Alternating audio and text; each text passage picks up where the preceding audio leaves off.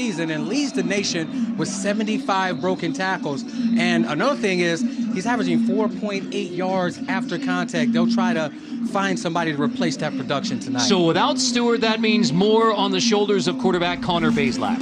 Yeah, and Bazelak has played well in the games that he's appeared in for the Falcons this year, throwing for over 68% completion percentage, 779 yards, 7 touchdowns, and 0 interceptions. Last week, Kent State, a heartbreaking loss, up 17 points against Akron. They lose it in the fourth.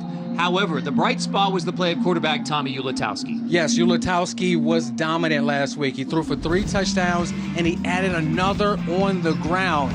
He's going to have to do the same tonight without his top receiving threat and Krishan McCray. He's going to have to spread the wealth. And another thing he's going to have to do, protect the football. This Falcon defense is number 5 in the nation with 12 interceptions. Wednesday night action. It's Bowling Green looking for its 4th straight win against the Kent State Golden Flashes. Coming up next. All right, thanks, guys. Should be a fun one tonight. And there were a trio of MAC matchups yesterday as well, including some key games that could help decide the conference title game participants. That'll be next month. But we start with Ball State visiting Northern Illinois as seen against the Kent State Golden Flashes, winless in the MAC. As we take a look at the MAC standings, Miami of Ohio atop the East, Bowling Green a game back. Kent State winless in the MAC. Toledo still undefeated, 5-0 atop the MAC West. With the former Buckeye big hitter Dante Whitner, I'm Carter Blackburn. You take a look at those MAC standings, it means one thing for Bowling Green: the Falcons are still alive for the MAC title. And they're entering this game on a 3-game winning streak, and they'll need to make it 4 if they want to keep up with the second-place team, Ohio, and the Miami Ohio Redhawks at number 1. However, Bowling Green will be without their star running back tonight, Terrion Stewart. Lower extremity injuries, and his presence will be missed. Yes, and it's a definite blow to their offense. He's the bell cow. 75 broken tackles, which is number 1 in the nation, and he's averaging 4.6 yards after contact. They'll try to replicate some of that production with Harold Fannin Jr., who had 4 rushing touchdowns last year, and Teron Keith. For Kent State, they're dealing with a myriad of injuries as well, which means Tommy Ulatowski gets his 2nd straight start at quarterback. And he's going to have to be efficient for a 2nd consecutive week. Last week, he was 15 of 23 for 229 yards and 3 touchdowns and 1 rushing touchdown. He's going to have to take care of the football tonight. This Falcon defense is number 5 in the country with 12 interceptions. Kenny Burns in his first season as head coach at Kent State, seeking MAC win number 1. His most recent assistant stint at Minnesota with P.J. Fleck. For Scott Leffler, it's a solid run with 3 straight wins in the MAC after an 0-2 start for the former assistant to, among others, Lloyd Carr at Michigan and Urban Meyer at the University of Florida. Bowling Green wins the toss and defers, so Kent State will get the football first in the 91st meeting between Bowling Green and Kent State. It is Kent State 1-8 on the year, but they have won 5 straight games in this matchup with Bowling Green. Jack Sauter will kick off. Kent State came oh so close to its first MAC win last week, blowing a 17-point lead against Akron. We'll see if they can start fast as they did last week.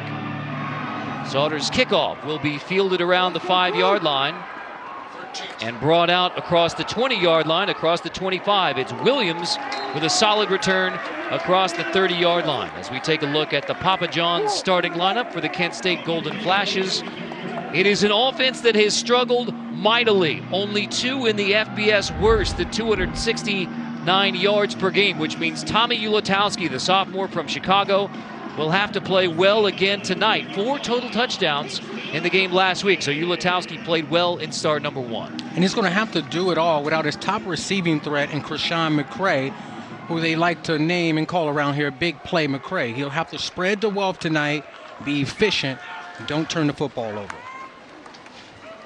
On first down, a handoff to Jalen Thomas, and Thomas gets a good push to near the 40-yard line. Brought down at the 39. We take a look at the rest of the Papa John's starting lineup for this Kent State offense. Without McCray, the rest of the wide receiving corps is going to have to step up, including Trell Harris. Yeah, 257 yards receiving and only 1 touchdown. He has a 43 long. He'll depend heavily on Trell Harris tonight, being that Krishan McCray is out. after the 8-yard gain on first down. Ulatowski will give it again. And in the backfield, falling forward for no gain is Jalen Thomas again. Sip gets in on the stop. So we take a look at the Bowling Green defense. Darren Anders, the man in the middle, has 332 career tackles. And it seems like he's been here forever. 50 career games played here for the Falcons. He'll be the guy that sets up the defense, makes sure everybody is aligned, and he's going to be running sideline to sideline. It is a defense with 22 takeaways, tops in the nation. However, without cornerback Jordan Oladokin, so injuries for Bowling Green as well. Hand off to Thomas again. Huge hole across the 45. Jalen Thomas picks up a first down to move the sticks for Kent State. Part of Kent State's offensive woes have been on third down, but Thomas easily picks up a new set of downs. And I like how the Golden Flashes are starting this game. They're running directly at this Falcon defense. The offensive line is firing off the ball, and Jalen and Xavier Williams right now is running hard. It's an offensive line with 2 true freshman starters for Kent State. Flag down, deep shot, Ulatowski looking down and incomplete. Intended for Trell Harris, and now we will check the flag.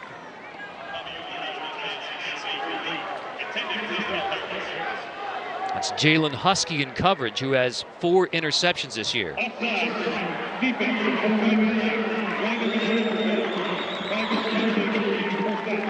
Andrew Special, our referee, so free play deep shot there for Trell Harris. And now take the 5 yards on the offside. And that's usually a play designed for Krishan McCray right there. Off of the play action fake, one-on-one on the outside. And doing a really good job of attacking right now, attacking this Falcon defense. Give it to Gavin Garcia, trying to find the stretch on the left side. Garcia maybe gets a yard. Dontrez Brown, the big senior at defensive tackle for Bowling Green, makes the stop. Last week he had 9 tackles, a sack versus Ball State, and there he did a really good job of detaching from the edge of the offensive line.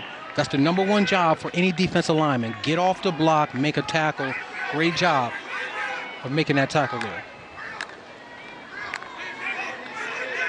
No gain on first down. Garcia in the backfield again with Ulatowski. And there's no safety in the middle of the field. You'll see both safeties within 8 yards, which means that they're keyed in and locked in on this run game.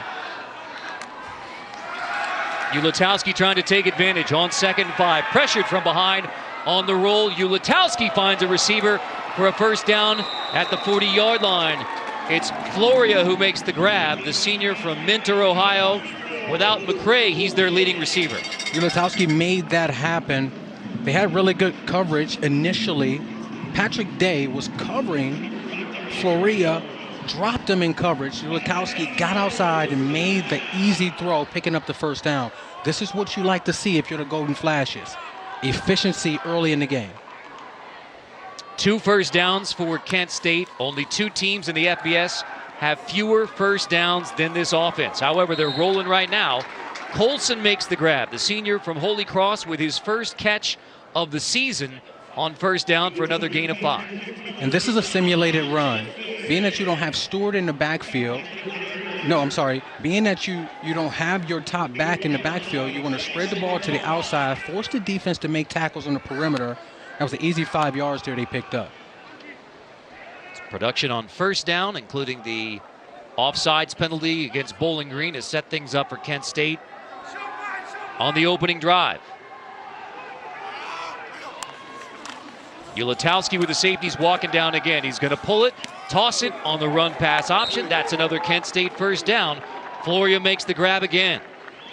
And it looks like early here in the game that they're attacking safety Patrick Day. One-on-one isolation on the outside there. Easy sprint out, easy read. He only had 1 read there. The second read would have been to pull the ball, get the yards with his leg, but he chose to throw it on the sideline, picking up the first down.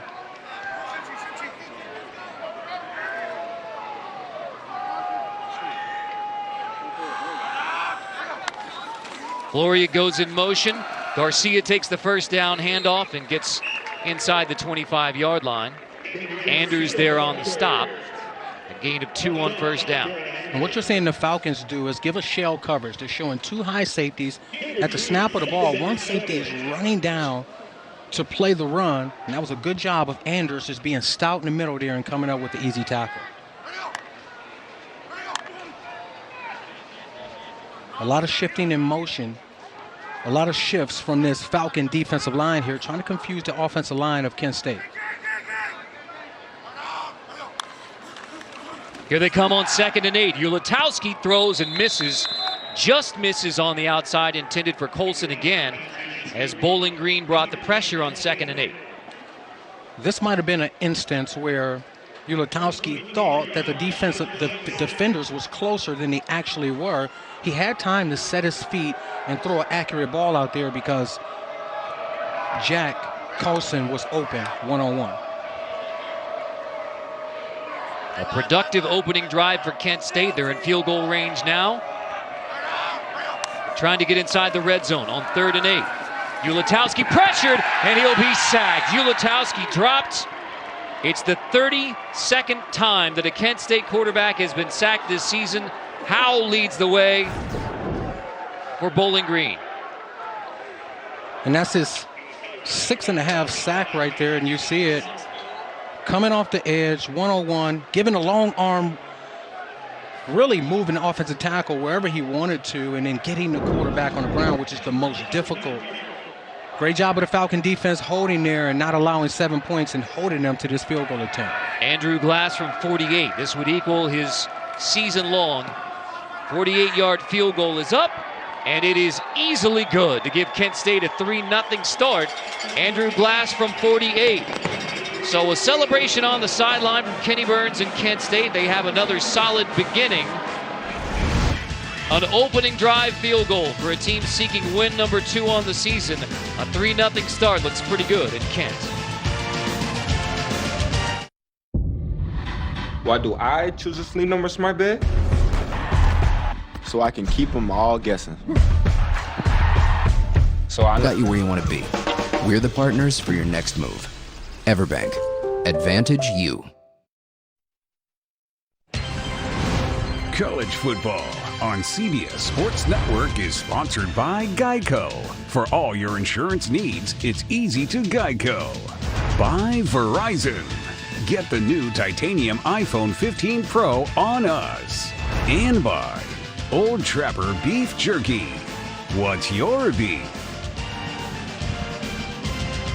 Jack Lambert was a teammate of Nick Saban and Gary Pinkel at Kent State. Interesting that Josh Cribbs, a great return specialist, was quarterback. Julian Edelman, the great receiver, was a quarterback here for Kent State as well. 11 plays on the opening drive for the Golden Flashes, and a 48-yard field goal gives Kent State an early 3-0 lead. And that is a ray of sunshine for an offense that has struggled mightily. It's similar to the way they started last week versus Akron. They played 3 great quarters. They just didn't finish. And that's what head coach Kenny Burns was telling us about this week. They want to start fast, they want to sustain, and finish strong. And that's a great start for them. Kickoff from Andrew Glass will get into the end zone for a touchback, bring it out to the 25-yard line as we take a look at the Papa John's starting lineup. And Connor Bazelak, the senior from Dayton, Archbishop Alter High School, spent 3 years at Missouri, 1 year at Indiana, won the quarterback job here with Bowling Green. The number's not tremendous, 7 touchdowns and 6 INTs, has a rushing touchdown as well. But his job is to protect the football for Bowling Green. In their wins, he's 68%, 779 yards thrown for, and 7 touchdowns, 0 interceptions. So if they want to win, they need him to be efficient and not turn the ball over. Even without Terrion Stewart, expect Bowling Green to pound it. Play action on first down complete. That's Fannin Jr., the dangerous and versatile tight end who picks up 9 on the play action on first down. Harold Fannin Jr., the sophomore, with his 23rd catch of the season. Take a look at the rest of the Papa John's starting lineup for the Bowling Green Falcons, winners of 3 straight. Odo Hilaire, the leading receiver for the Falcons. Yeah, and he's going to get a lot of touches tonight. 235 yards on the season, 2 touchdowns, averaging only 10 yards per reception, but he has a mismatch issue on the outside. Keith picks up a first down, tackled from behind by Bryce Shepard. However, Bowling Green moves the chains. Speaking of Bryce Shepard, he is the leading tackler for Kent State with 54. Play him close to the line of scrimmage a lot. Yes, they're going to play him close to the line of scrimmage. He's a very aggressive safety. He's dealing with a shoulder injury right now, so they want to keep some of those hits off of him. Sometimes that's difficult with, safeties that like to play aggressive. They're just happy that he doesn't have to tackle Stewart tonight. Flag on 1st and 10. Looks like it's motion on Bowling Green.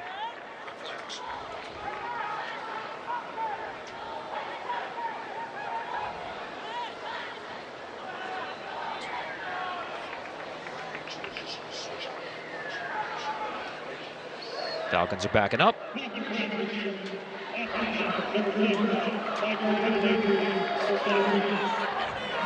And here's where we point out that Bowling Green has a shuffled offensive line as well.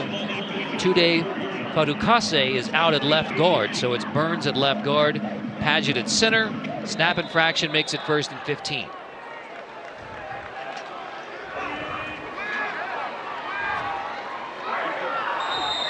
And here comes another flag. And you see the Kent State defense pointing at the Falcons. There's something going on right now with the nerves of this offensive line. And they've played well all year. Let's take a look at it. You see the left tackle just couldn't stand there. He's rocking back. He tried to stay in there as long as he could. But that's just 2 consecutive pre-snap penalties, and head coach Scott Loeffler, he just can't like that. So after a first down on the ground, it's 1st and 20. Out of the backfield, Keith stretching back to the original line of scrimmage. Teron Keith will be one of the backs Bowling Green uses tonight without Terrion Stewart. And Keith is a very versatile back. He's a guy that can run it, averaging over 5 yards per carry. But he has over 250 yards receiving and 2 touchdowns on the season. They'll get him the ball in a number of different ways. He's Bowling Green's leading receiver as a running back. Fannin takes the snap, and Fannin is met as soon as he grabs it. Number 44 is a target for Kent State. So Fannin is dropped. That brings up 3rd down. And this Kent State defense has had issues all year of setting the edge, and you see it right there. DJ Miller beating the block, going low, getting Fannin Jr. on the ground for the TFL. This Kent State defense is playing great right now, 1st and 2nd down. Now they have to finish it and get off on 3rd down.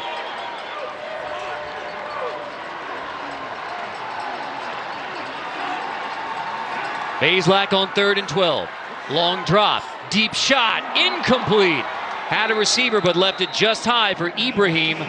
A chance to convert on 3rd and 12.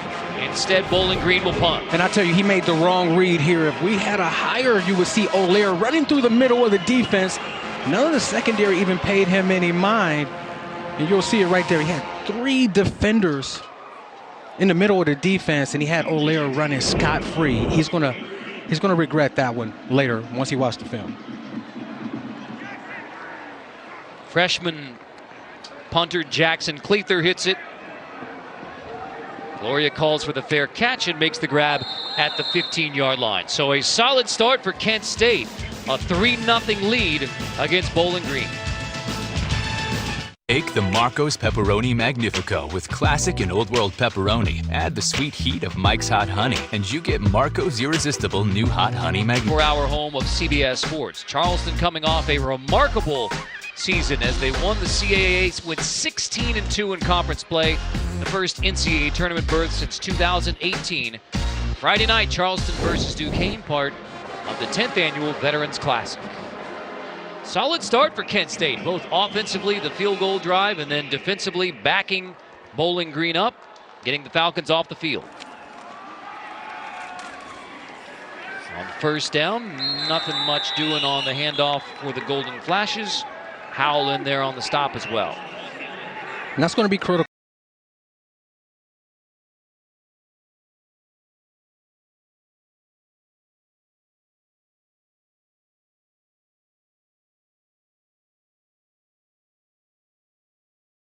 So that you don't allow this offense to have an array of different things that they can do. You don't want them to run the ball, play action, and be able to throw it deep. Flags against Kent State.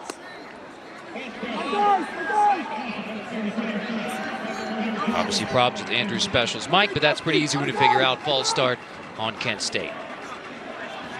It's like both of these offensive lines are having some nerve issues early in this game.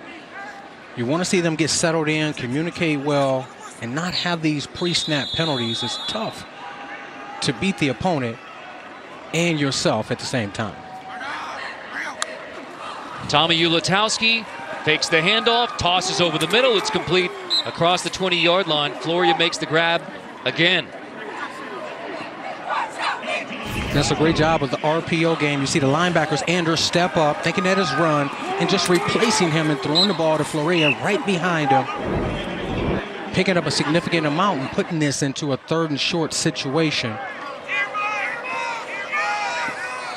Already the 3rd catch for Luke Floria. And playing without Krishan McCray, their leading receiver. Single high defense like they're playing man across the board. On 3rd and 3, Ulatowski delivers on the slant. That's a first down. Trell Harris lost the football. Bowling Green thinks they have it. Waiting the official signal. And boy, oh boy, did you see that safety put his foot in the ground, locate the receiver. Falcon football. And he was like shot out of a rocket there. I'd love to see the replay on this, but that's textbook safety play from the middle of the field. Was subsequently fumbled, recovered by Bowling Green.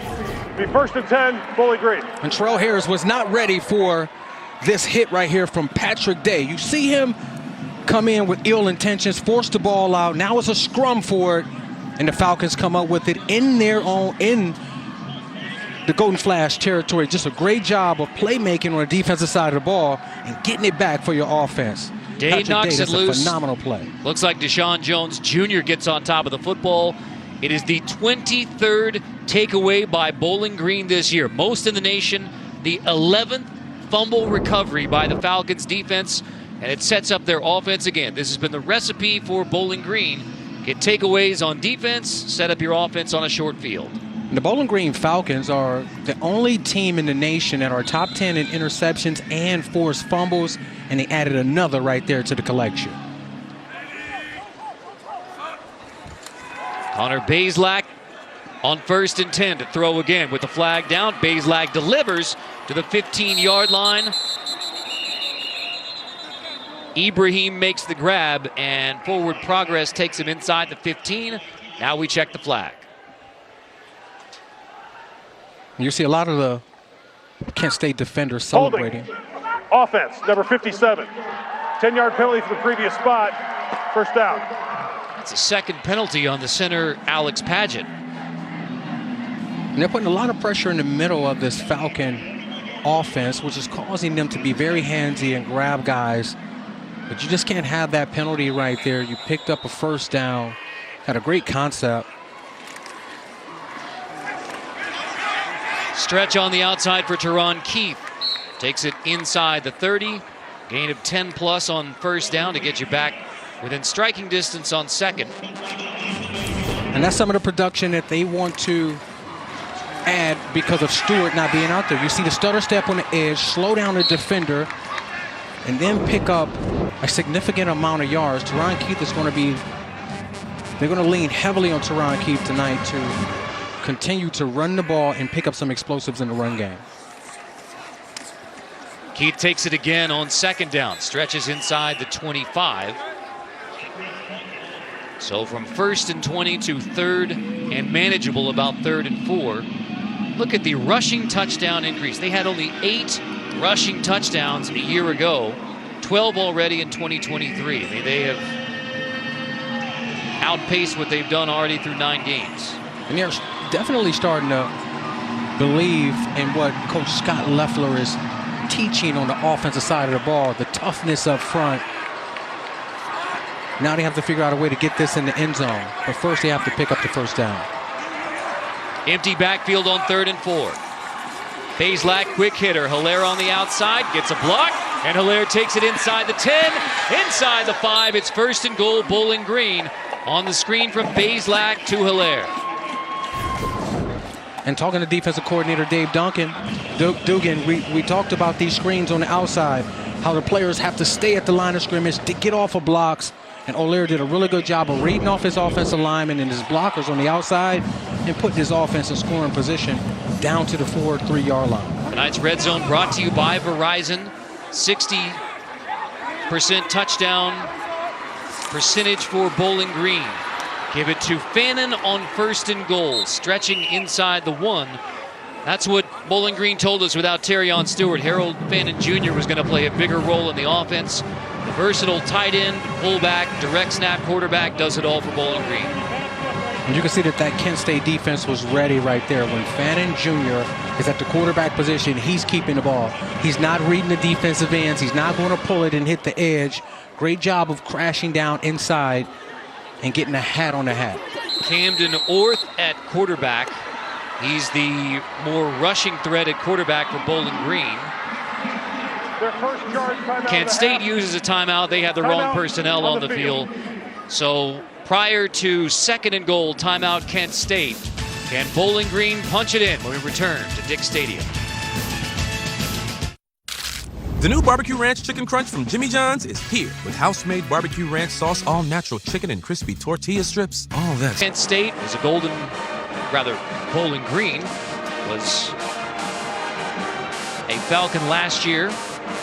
Over 1,000 receiving yards in his collegiate career. A smile on his face. Out of the Kent State timeout, Orth, Patterson, Fannin Jr. all in the backfield. Camden Orth at quarterback on 2nd and goal. Orth stood up. Second effort, he is in. Touchdown, Bowling Green. Camden Orth with his 3rd rushing touchdown of the season as the Falcons punch it in. And that's almost what you expected, being that Kent State has so many linebackers out tonight, and you see the missed fields and the second ever effort from Orth right there. He gets into the end zone. Great job of the Falcons of converting that turnover into a touchdown. So after the fumble recovery by the defense, the short field leads to the touchdown. Alan Anaya on for the PAT. The hold is good from Jack Sauter. So for Bowling Green, it has been takeaways all year. This their 23rd takeaway. The fumble recovery leading to the short field, leading to a rushing touchdown. That has been the recipe for success for Bowling Green, seeking their 4th straight win. Now a 7-3 lead on Kent State. Why do I choose a sleep number smart bed? So I can keep them all guessing. So I know their game. He's been impressive. And he does it all. He's very efficient, accurate, knows where to go with the football, and he's tough. Last week, Boise State hit him, and he kept coming back, and he fought and led his team to a victory. Carter Blackburn with the Ohio native Dante Whitner. Back at home, just south of Cleveland, Ohio, here in Kent. Taken inside the 5 again. Williams has a huge hole. Williams still rolling across the 45, across the 40-yard line for Xavier Williams on the return.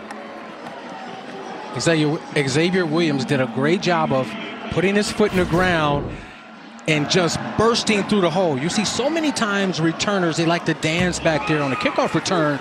There's no dancing. You have to hit it, get north, and put your offense near midfield. This is what the Golden Flashes are going to need. They're going to need special teams. They're going to need great defensive play to give their offense short fields. Tommy Ulatowski making just his 2nd start for Kent State. Has an empty backfield on 1st down. Throws a dangerous ball, loose ball. Believe Floria is down before the ball comes out. Remember, the last Kent State drive resulted in a fumble that set up Bowling Green with a short field. This time, Floria ruled down after a gain of 4. Yes, and they're still stripping at that football. You have to tuck it away, 2 hands around it when you're getting tackled. But I'll tell you what, I didn't like that read right there. There was too many defenders in the middle of that defense. Yeah, he completed it, but you don't want to master in throwing it into that defense. They had 12 interceptions on the year. That one's just dropped on the outside by Trell Harris to bring up 3rd and 6. Just the 2nd incompletion by Ulatowski, 6 for 8. You see one-on-one on the outside, and the defensive back does a really good job of not false stepping, moving with efficiency, and planting, driving, and knocking the football out. That's Jalen Burton, who's playing a lot of snaps because Oladokin is out. Jordan Oladokin didn't dress for this game at corner. The brother of Chris Oladokin, Kansas City Chief. We have a lot of defenders at the line of scrimmage. You might have to throw hot. 3rd and 6, here comes the pressure. And sacked all the way back inside the 30-yard line. Darren Anders, the first to reach Tommy Ulatowski. Forward progress was stopped. And if I knew he had to throw hot, he knew he had to throw hot. The defensive backs did a really good job of sitting inside leverage, and it was almost a jailbreak up front. You see everybody pretty much got beat up front for the Golden Flash offensive line. And Anders did a good job of getting away with the sack, getting to the quarterback first. Great job of the Falcons standing up on 3rd down. Second time Ulatowski's been sacked. Sack number 5 on the year for Anders. The punt from Josh Smith, fielded inside the 15. Embry with a nice return across the 30-yard line. Embry across the 50. Jalen Embry breaks it in the punt return for Bowling Green to set up the Falcons with another short field. Sometimes you can outkick your coverage. He boomed the punt. The coverage wasn't allowed to get down there, and he did a good job of making one move and then getting to the sideline, putting the offense near midfield again. Great job of the special teams units tonight of creating explosive plays. It was the kick return game for Kent State, but the Golden Flashes punted right back. Now Embry returns it, and for the second straight possession, Bowling Green starts on the plus side of the 50. Connor Bazelak, the former Missouri Tiger and Indiana Hoosier, fakes a couple of times and looks downfield. It's caught on the run by Fannin Jr. Touchdown, Bowling Green. A one-play touchdown drive. Bazelak to Harold Fannin Jr.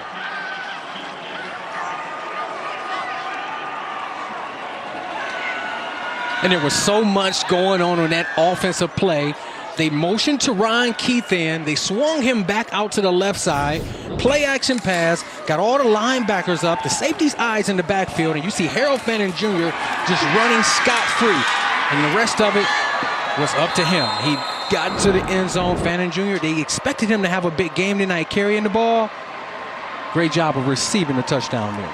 47-yard touchdown from Bazelak to Fannin Jr. Anaya PAT is good to make it 14-3. So Bowling Green has 2 short fields to work with, both times into the end zone. Touchdown, Falcons. Little Caesars Stuffed Crazy Bread is just $3.49. Order on. This is Lima Charlie. Do you copy? This is a Modern Warfare 3 promo takeover. A what? We got intel on Dual Double XP. Earn bonus in-game rewards with your first purchase. Like Little Caesars calling card, emblem, and weapon charm. And a bonus operator skin with your second purchase. All right, let me sum it up. You unlock Dual Double XP and bonus in-game rewards when you order from Little Caesars. Don't forget the Stuffed Crazy Bread for $3.49. You got a deal. Pizza. It was a 3-0 start for Kent State. Golden Flashes look good on both sides of the football, but Bowling Green with a fumble recovery, short field, and then a punt return for a short field. Harold Fannin Jr. with his 4th touchdown reception of the year. This one goes for 47. And he's moving at another speed. He's moving at a different speed than the secondary players from the Golden Flashes, and they're going to have to figure out a way to take him away. Maybe you have to double him, keep a safety over the top, but you can't continue to let him beat you. Coming into this game, he was their leading receiver in receptions, and tonight it looks like that's going to continue. They have to make a conscious effort to take Fannin Jr. out of the game. He's averaging 13 yards a catch, and that 47-yarder will only improve the average. Sauter's kickoff fielded at the goal line. This is Shepard on the return, and another good return for Kent State as Shepard brings it back to the 32-yard line. Big hit by Duncan Nusulu, but Shepard sets up Kent State. So the Golden Flashes have flashed in this first quarter, and yet you look up, you're down 14-3. Yes, and they've had some consistency on offense, just a turnover. And I don't like Ulatowski forcing the ball in the middle of the defense. That's going to come back to bite you. You have to continue to work the isolations on the outside, They started the game with some good runs, get back to that, and then the play action RPO game, getting it to the slants and allowing the players to make plays for you. Ulatowski will hand off to Jalen Thomas on first down. Tough run for Thomas. Gets it across the 35 on the last play of the first quarter. 3-0 start for Kent State, but 14 straight for Bowling Green. That is the end of the first quarter. 14-3, Bowling Green on Kent State. You're watching college football on CBS Sports Network, presented by Geico.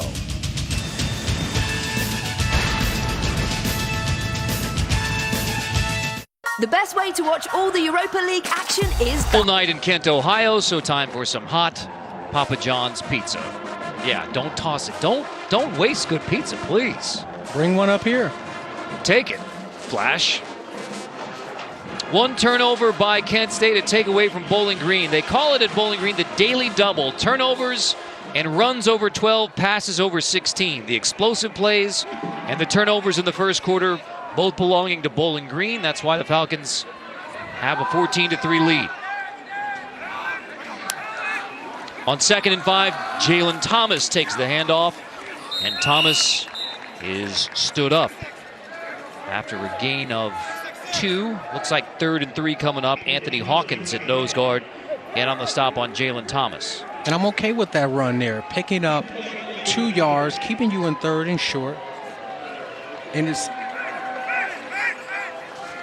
see what personnel they have out there. There's 2 receivers here. They have a 12 personnel, which means 2 receivers, 2 tight ends at the bottom of the screen. They have a mismatch on the slot versus a safety right there if they want to take it.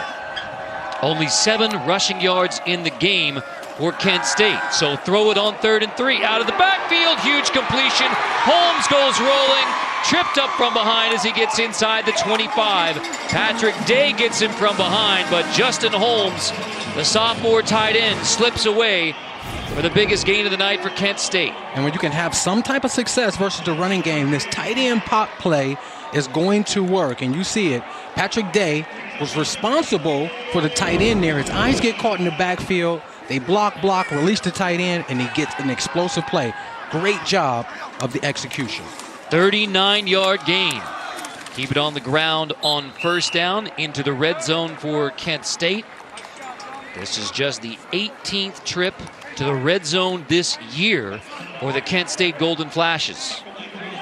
And they want to make the best of it.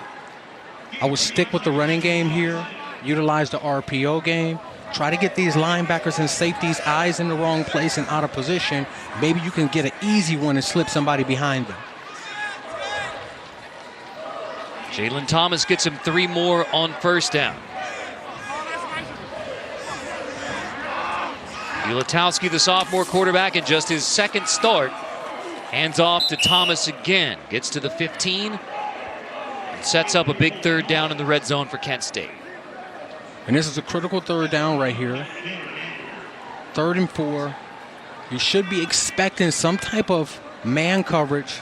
Look for some type of rub route, pick route. And this could possibly be 4th down territory. You have to keep pace with these Falcons, the way that they're scoring the ball right now when their defense is playing and the way that they can come away with turnovers.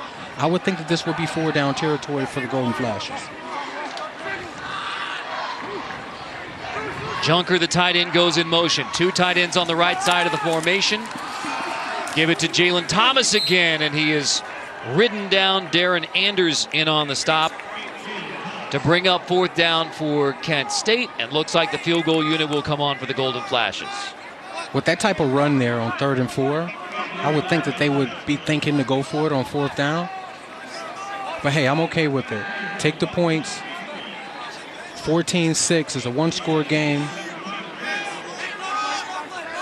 Andrew Glass hit from 48 earlier to equal his season long. This one from 32. The junior from Wheeling, West Virginia. 32-yarder is good.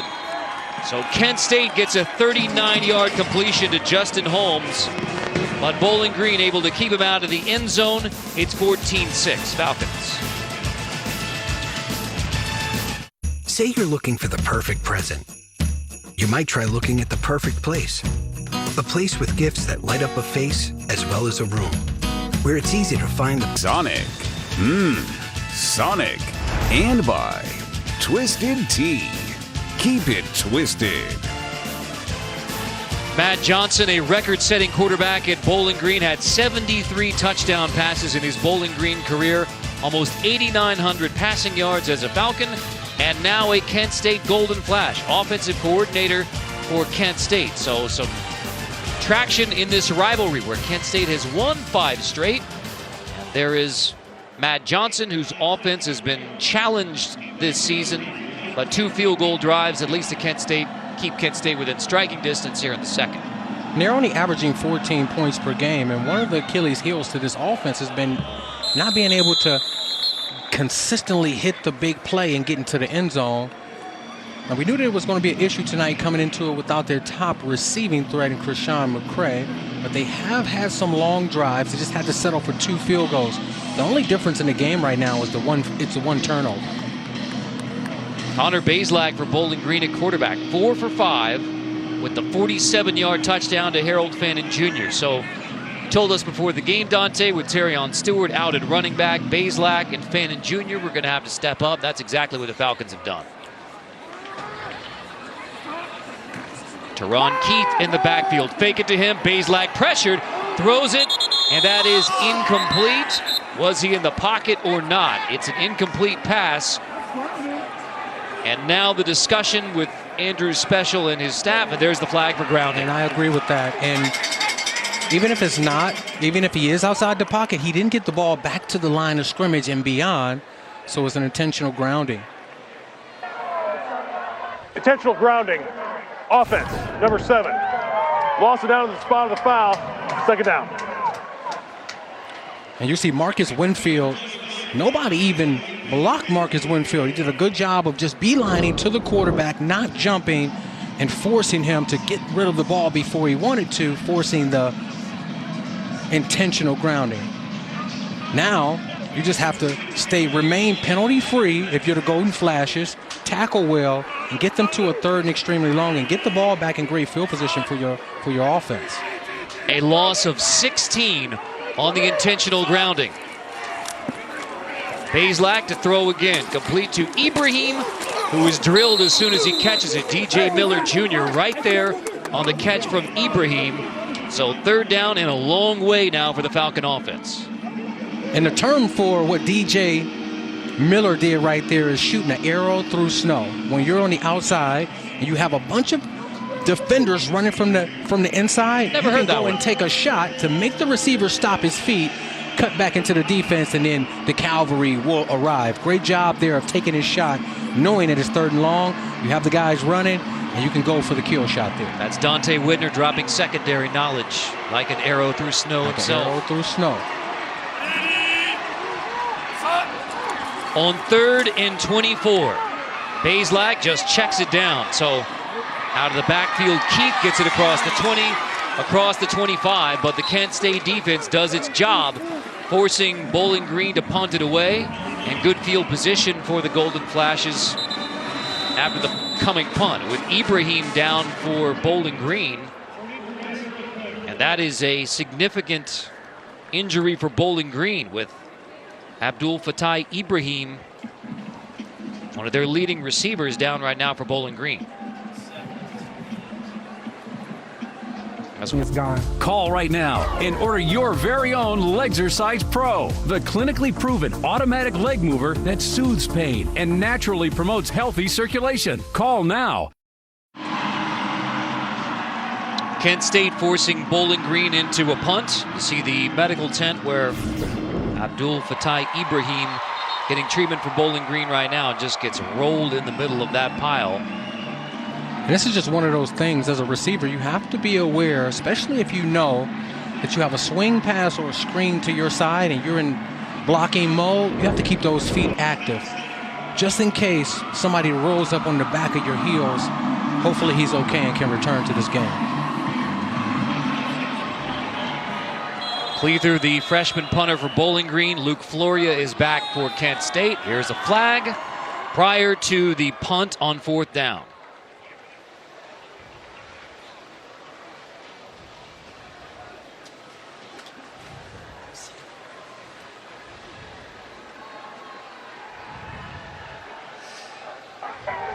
There is no foul for a false start.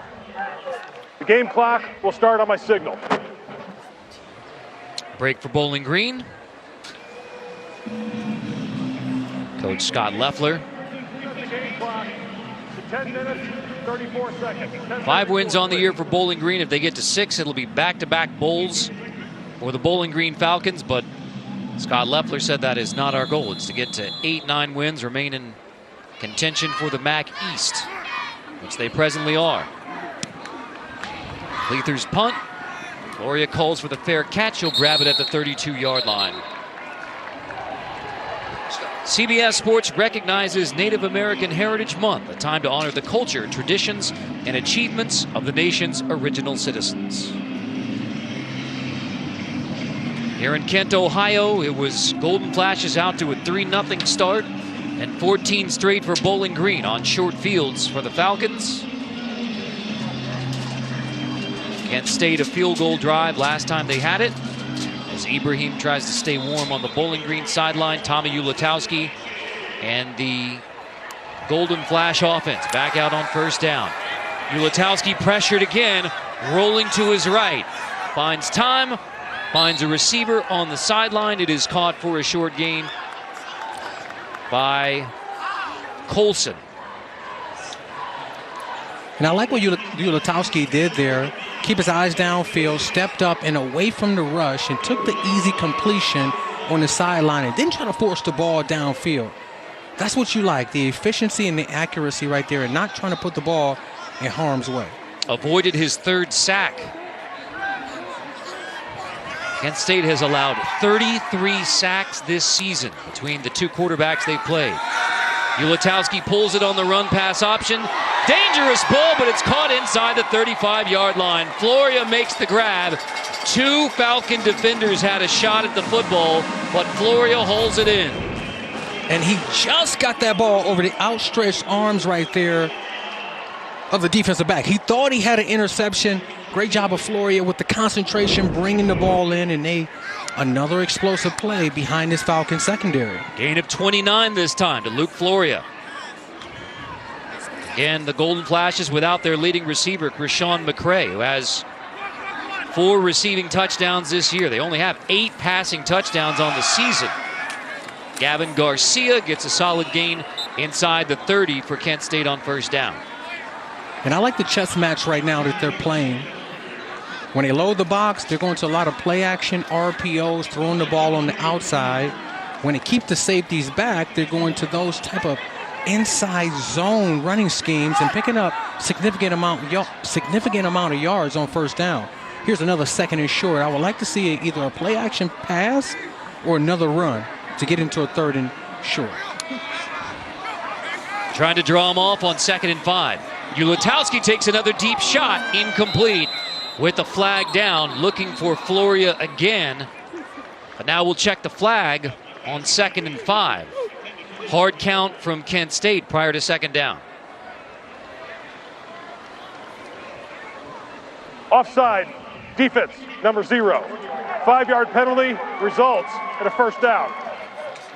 Cassius Howell jumped. And he has a sack earlier in this game, 6.5 on the year, and he's just trying to get, to the quarterback as quickly as he can. You just have to wait for the ball to be snapped. You can't cause those type of easy first downs and give up those type of easy first downs on defense.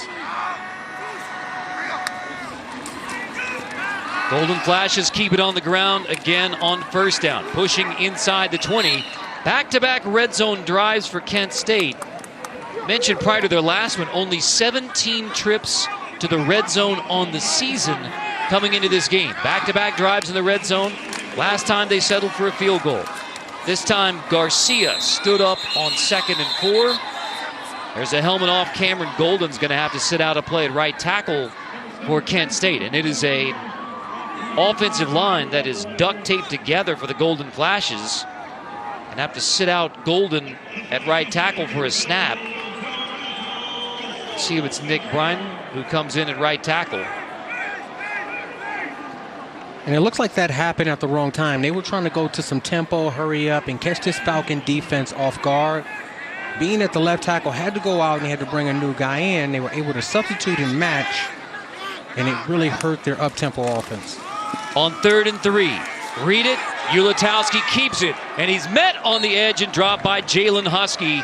That's a big tackle for the corner, Jalen Husky. Tackle for loss to force 4th down in the red zone again. The kicking unit comes on again. Ulatowski tried to give him a hesitation move right there, but the defense just closed in too quick. And you see Husky on the edge. He has 4 interceptions on the season. They don't really talk about his physicality and his ability to come up and make tackles, but you know, he's a really good, solid tackler for this Falcon defense. Great job of making a tackle, getting off on 4th down, on 3rd down, and holding them to this field goal attempt. Andrew Glass from 36, his 3rd field goal attempt already of the game. Glass's 36-yarder is no good, off the upright, and Kent State comes up with 0 points on this trip to the red zone. So frustration for Kenny Burns and Kent State. Back-to-back trips to the red zone. They get only 3 points out of the last 2 trips. The 36-yarder from Glass is no good. And Bowling Green hangs on to a 14-6 lead here in Kent. Why do I choose a sleep number smart bed? So I can keep them all guessing. Like me? Well, you can't, because there's only one brand. But you can recover like me. Always, every day. They can help you recover from exercise to keep you prime. You want to stay prime, right? The nation's leader in takeaways is up to it again tonight. They have put pressure on the quarterback with 2 sacks and their 11th fumble recovery of the year for the Bowling Green D. And Patrick Day reminds me of myself right there, flying in there, torpedoing in, and then Anders in a 0 blitz. You're taught to beeline to the V-neck of the quarterback. Made the best man get there, and Anders came away with the big sack. 11 fumble recoveries, 1st in the nation. You see Jalen Husky with the 4 interceptions. That is 7th in the nation. Husky made a nice tackle on 3rd down on the last Kent State possession. So Bowling Green with a 14-6 lead. Camden Orth in at quarterback. It's been Connor Bazelak most of the way for Bowling Green, but we expect to see both quarterbacks. Orth came in the red zone for Bowling Green. Now takes it from the 20. Orth hands off. Fannin Jr. gets, with a tough run, gets across the 20-yard line to the 25. Harold Fannin Jr. didn't have much, but Fannin Jr.'s tough runner. Gets 5 to help out the offense. Yeah, now we have Orth in at quarterback. He's more of the running quarterback in this system. And they're going to utilize Fannin Jr. in the slot here. They're going to have to be careful with this play action pass here. I know that they're all geared up thinking Orth is in to run the ball, but he can throw it as well. Here he is, drop back, out of the backfield. That is caught, and inside the 35-yard line, inside the 30 goes Teron Keith, the dangerous receiver out of the backfield for the Falcons. Orth finds him for a gain of 29. And this is what happens when you fall asleep on the back end. You see it, just a little rub route, rubbing blue on the outside and getting Teron Keith up the sideline. When you're playing a back like Teron Keith, you have to get leverage on it. You have to expect him to come out the ball and run a pass receiving route. Keith in the backfield again on 1st down. Orth at quarterback, the 3rd leading rusher for Bowling Green. Looks like he wants to run it, but instead finds Keith again. This time all the way to the end zone. Touchdown, Bowling Green. This one goes for 45. Orth to Teron Keith. Back-to-back big ones for Bowling Green. And that wasn't even a blown coverage.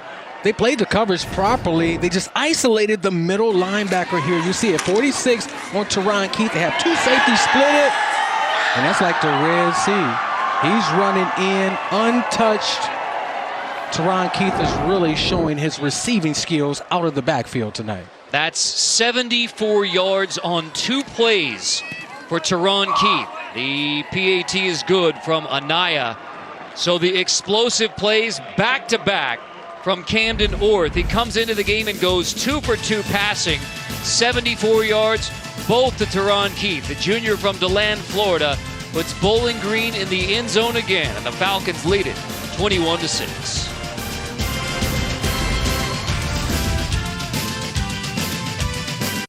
At Ameriprise Finance.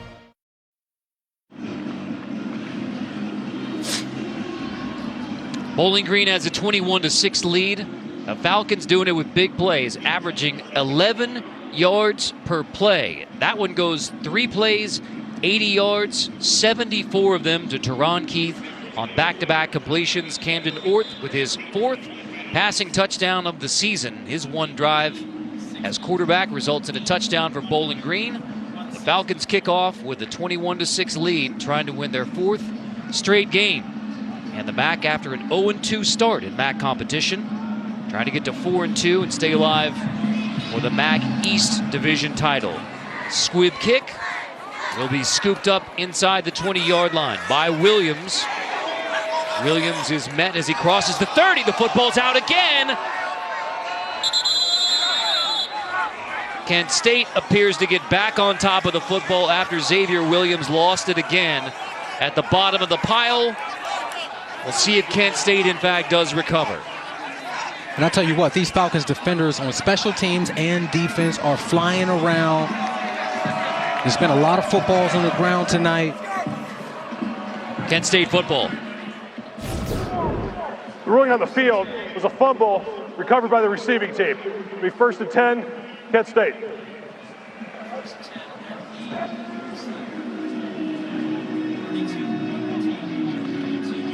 Nearly the second takeaway by Bowling Green. Has now 11 fumble recoveries on the year. And that's just aggressive play. You see it. And it looked like Rouser took the worst of that collision, but when you have so many bodies around the football and guys grabbing and trying to get it out. On 1st down, Jalen Thomas is dropped for a loss. De'Air Kelly, along with Darren Anders, on the tackle for loss. And that's a great job of pinching inside. This is a run stunt, means that you're starting to the right, crossing the offensive lineman face and penetrating at the same time. Great job of coming away with the TFL there off the run stunt. Tommy Ulatowski at quarterback for Kent State. Back-to-back drives into the red zone. Ulatowski going to take a shot with a flag down, looks like a free play. And another miss on the free play from Ulatowski, looking downfield for Jameel Gardner Jr. And I know it might seem like a small thing, but... Offside, defense, number 54. 5-yard penalty, 2nd down.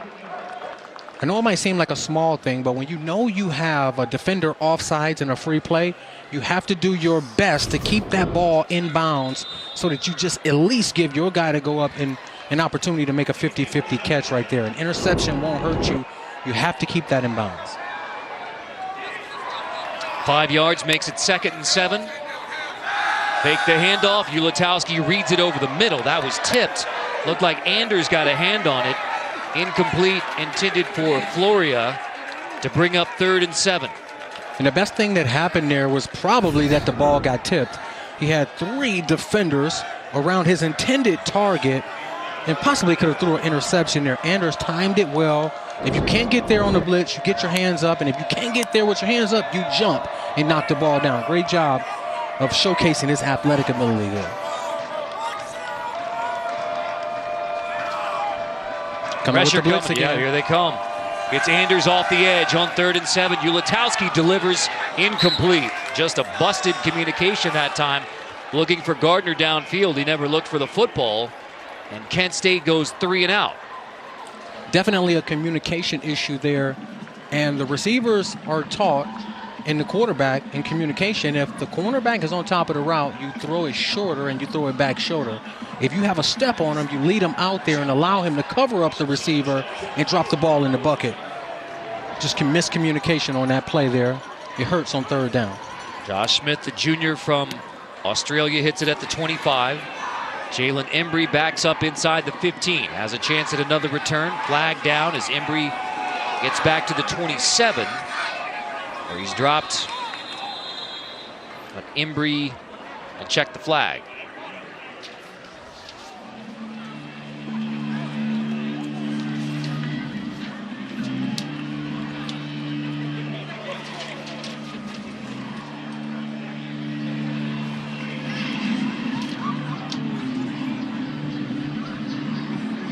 Here's the call from Andrew Special. Holding on the kicking team. 10-yard penalty. Obviously a problem with the referee's mic. How much Maction? If Maction could Maction. We'll answer that question and much more coming up on the Verizon Halftime Report. Josh Pate, Rick Neuheisel, Brian Jones will break down this game and take a look at a huge week ahead in college football. It's all coming up on the Verizon Halftime Report. Wednesday, Maction as Kent State trying to get its first MAC win of the season. First MAC win under head coach Kenny Burns. Took a 3-0 lead. 14 straight for Bowling Green. It's been a takeaway, sacks by the defense, and explosive plays from the offense, leading the Falcons to a 21-6 lead. Connor Bazelak back at quarterback for Bowling Green, and a handoff to Jason Patterson, the junior from Jacksonville, Florida. It's maybe a yard on first down. In Kent State, you have to get a 3-and-out here. You would like to go 3-and-out, get the ball back for your offense in great field position to maybe drive down and be able to get 3 at the end of this half. But this is a critical possession right here so that this game doesn't get away from you. Bazelak motions out, so Fannin Jr. the direct snap. The tight end do everything player for Bowling Green, picking his way across the 40-yard line, driven back to bring up 3rd down and 6. And I know Fannin Jr. is a great athlete, but when you're running these quarterback options, you have to be decisive, put one foot in the ground and make a move. All of that dancing, there's too many defenders on the interior of that defense for you to dance away from. He'll learn that. But here, a 3rd and around 5 yards, you can expect a blitz from the Golden Flashes here. A lot of man coverage across the board. They usually run crossing routes here, so you have to communicate and not get picked off. Fannin Jr. in the slot at the top of the screen. Bazelak, incomplete. Was looking for Fannin on 3rd and 6. It's knocked away by Capone Blue, the senior from San Diego. And as you said, Kent State needed a 3-and-out. Golden Flashes step up to get one. And they ran a 3-and-out, and they also had man coverage and ran the crossing routes. And there, Capone Blue. Sometimes football can be so simple. You have man coverage with help inside. All you have to do is stay outside leverage, sit on the sticks at 5 yards, and then get the PBU, right? So he did a great job of just doing the small things at an extraordinary high level and forced that incompletion there. And he's going to get the ball back for his offense here. Cleather, the freshman punter from Tip City on a fake. On 4th and 6, it's wide open. First down, Bowling Green. Cleather picks up the first down as the Falcons fake it on the 4th down punt attempt. Scott Leffler rolls the dice, and it turns out in a first down for Cleather. I tell you what, when it rains, it pours, and this was the perfect time. You see all that space in the middle of the defense? They were in a return here. They weren't rushing the punt. Somewhere on the sideline of the Falcons, they knew that they would go return. Great job of calling it at the perfect time. It's a gain of 17 on the fake punt. So crossing the 50 again. And now plenty of time for the Falcons. 2:12, 3 timeouts. Bazelak pressured. Bazelak will take the sack. It is just the 10th sack of the season by the Kent State defense. And Stretch Carroll gets his first sack of the year, the Virginia Tech transfer.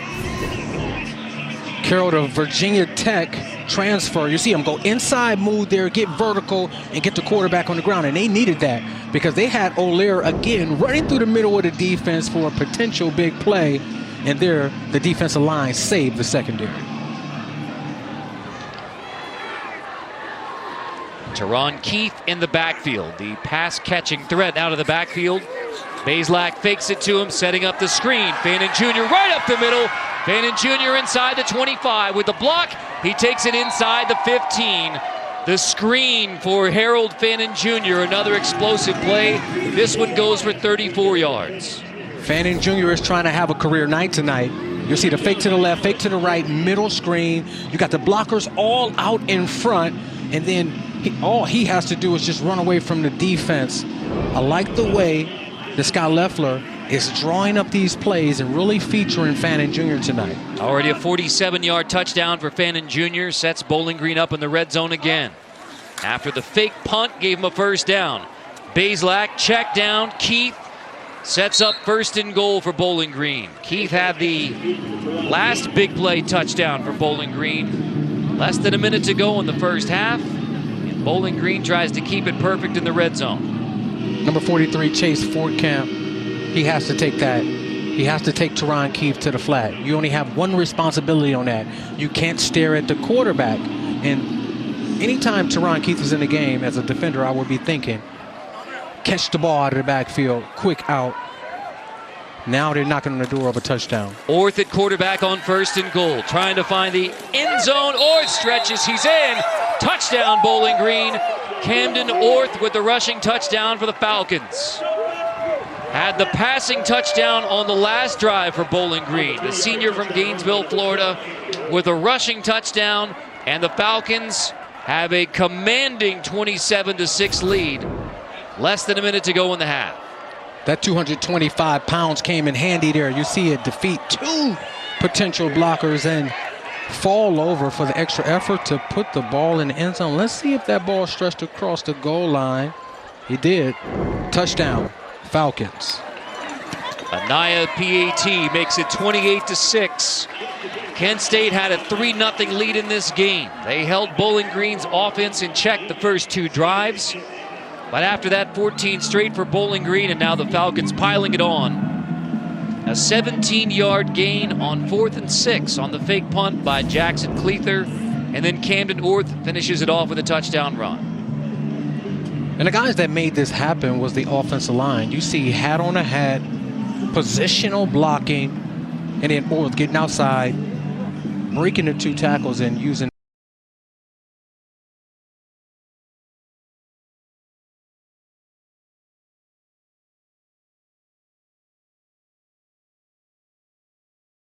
Camden Orth, his 4th passing touchdown came on the previous drive. So Bazelak and Orth, add in Fannin Jr. You've had 3 different players take snaps at quarterback for Bowling Green in this first half, all effective. Bowling Green had a squib kick last time on the kickoff from Jack Sauter.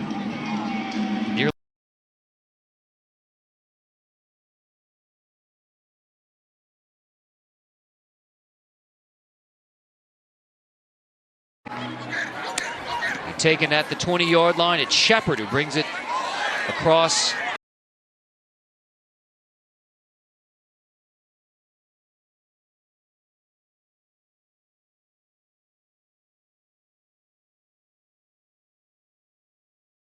Kent State gets the football back. Ulatowski's been solid. 9 of 13, 121 yards, but he's taken 2 sacks and the 1 turnover. Very costly for Kent State. Yes, and he's had his opportunities to throw the ball deep. Even on the free play to keep the ball in bounds and keep it in play. But he's very efficient right now. He hasn't turned the football over, but they're going to need more from him if they're going to possibly come back and try to win this game. Ulatowski hands off to Jalen Thomas. Thomas across the 35. It's a first down for Kent State. Clock stops temporarily inside of 2 minutes on the first down. 12-yard gain for Jalen Thomas.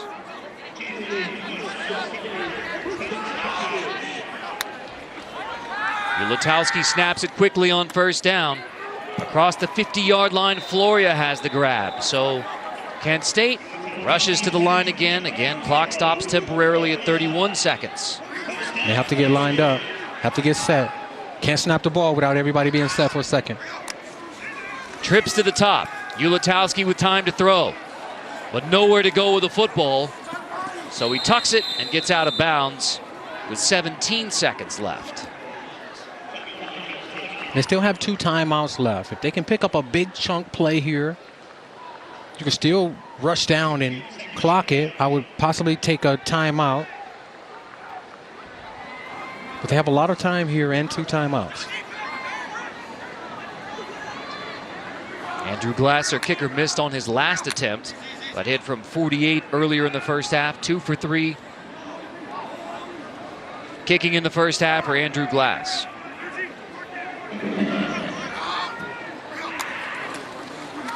Second down, Ulatowski steps up, delivers to the 40-yard line. It's Holmes, the tight end, who has the grab.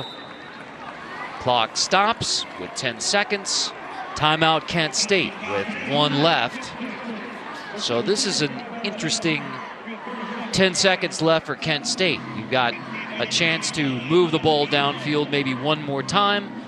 And if you can complete it, use the timeout to get the field goal unit on potentially for the Golden Flashes. With 10 seconds here, I think they have time for maybe 2 plays. If you can get a quick one out, get a first down, get a timeout, get up and clock it. You might have time for 2 plays at the most. But you have to be very efficient with what you do. You have to hand the ball to the referee. You're about 5 yards away from the edge of Andrew Glass's field goal range. His career long is 50 last year versus Ohio. But again, he missed his last field goal attempt off the upright.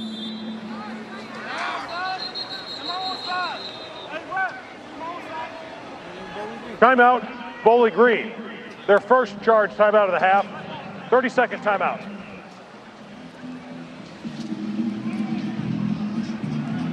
Well, for Kenny Burns and Kent State, it was a heartbreaking loss a week ago. They had a 17-point lead against rival Akron and let it all melt away in the fourth quarter. Got off to a solid start tonight, and yet you've done some things right in the first half. And you look up, you're down 28-6. That's got to be disheartening. Yeah, it's very disheartening, and this is still a young squad. They have a lot of freshmen and sophomores who are just learning how to play this game on a college level. He's finally got them to start fast and learn how to sustain through the middle. They just haven't learned how to finish yet. And here tonight, they're going to learn another lesson. You have to make the plays when the plays count. You can't turn the football over early. The clock rolling under 10 seconds. Ulatowski tosses incomplete. So you're out of field goal range, 5 seconds, 1 timeout. Floria, the intended receiver. And now likely just a shot to the end zone with 5 seconds left. Definitely, that's what I'm thinking. Spread the wideouts out, 1 to the top, 3 to the bottom of the screen. You possibly lead a back end for protection. 3-man rush. He's going to have time to be able to maneuver in the pocket, and he has the arm strength to get the ball to the end zone. Hopefully they can come down with a miracle catch. You see the 3-man rush for Bowling Green. Everybody else deep in the prevent for the Falcons.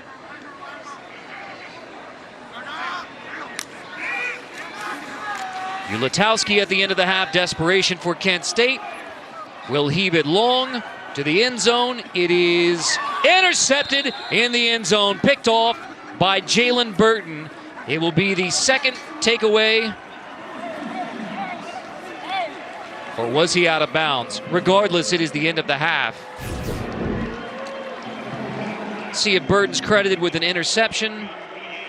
It looks like it's an interception. That left foot came down inbounds. He got greedy right there. They teach you to go up and knock the ball down so that the offense can't catch it. He's like, you know what? We're up 20-something points. I got to go ahead and pad my stats before half. I agree with you on that one, young man. Great job going up, plucking it with your hands, coming out with the big interception. Regardless, that is the end of the first half. 28-6 Bowling Green. After the break, it's Josh Pate, Rick Neuheisel, Brian Jones in New York, the Verizon Halftime Report. You're watching college football on CBS Sports Network, presented by Geico. Playbook.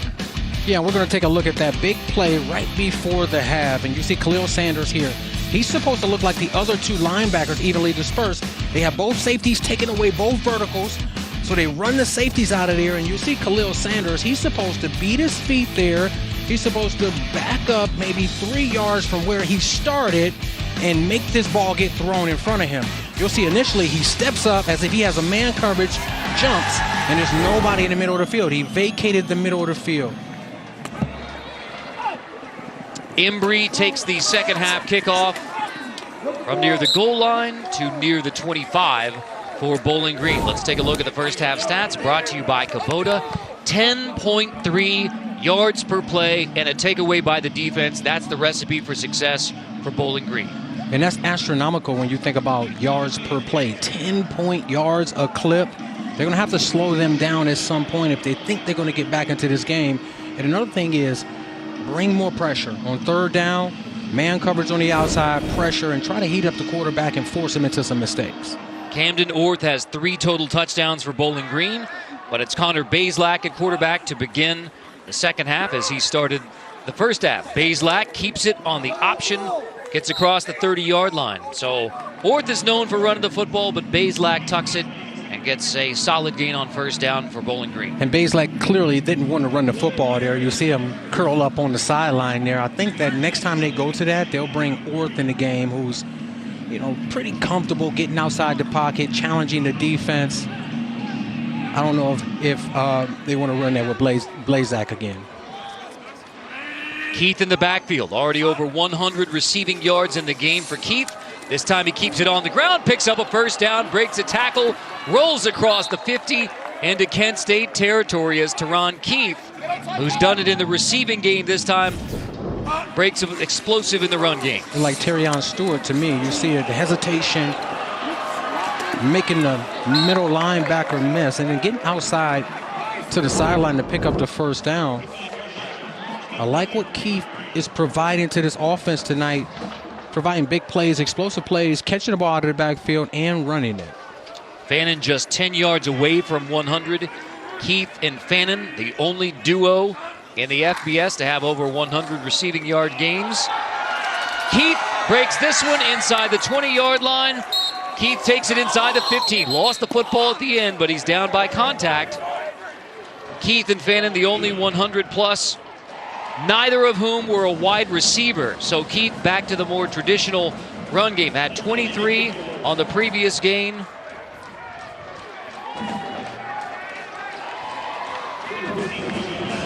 Two trips, 2 touchdowns. Excellent execution for Bowling Green tonight. And on that last run from Keith, tonight's Red Zone to the third level. Brought to you by Verizon. You see the perfect results for Bowling Green tonight. Bazelak motions out prior to the snap.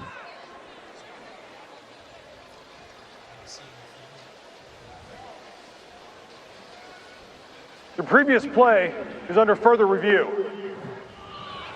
Looks like the end of the play, whether the ball came out from Teron Keith. The ball definitely comes out. It's just ruled down before the ball came out. Looks like Nick Jackalone was the linebacker who makes the tackle and was closest to the play.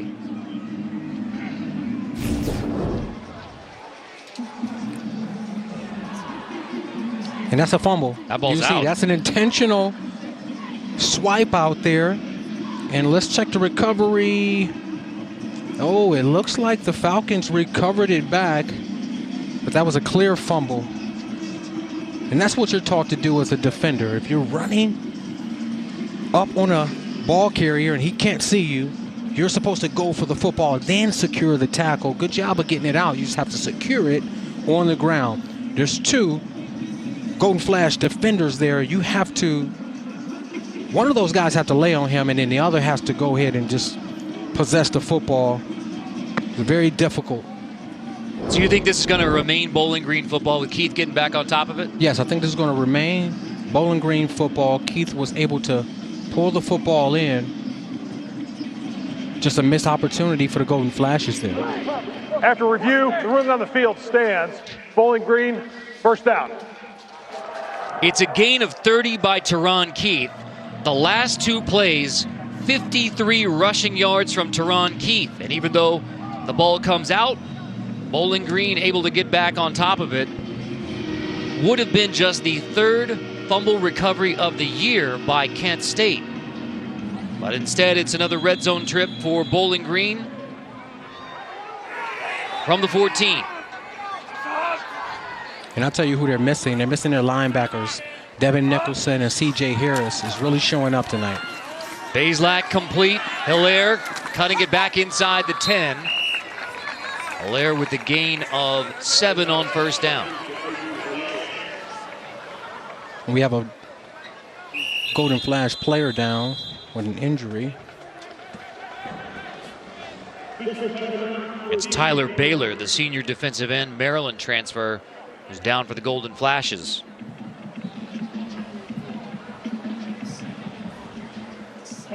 And while they tend to Tyler Baylor, we'll step aside. Your paint is really bad. What? I said best coffee I've ever had.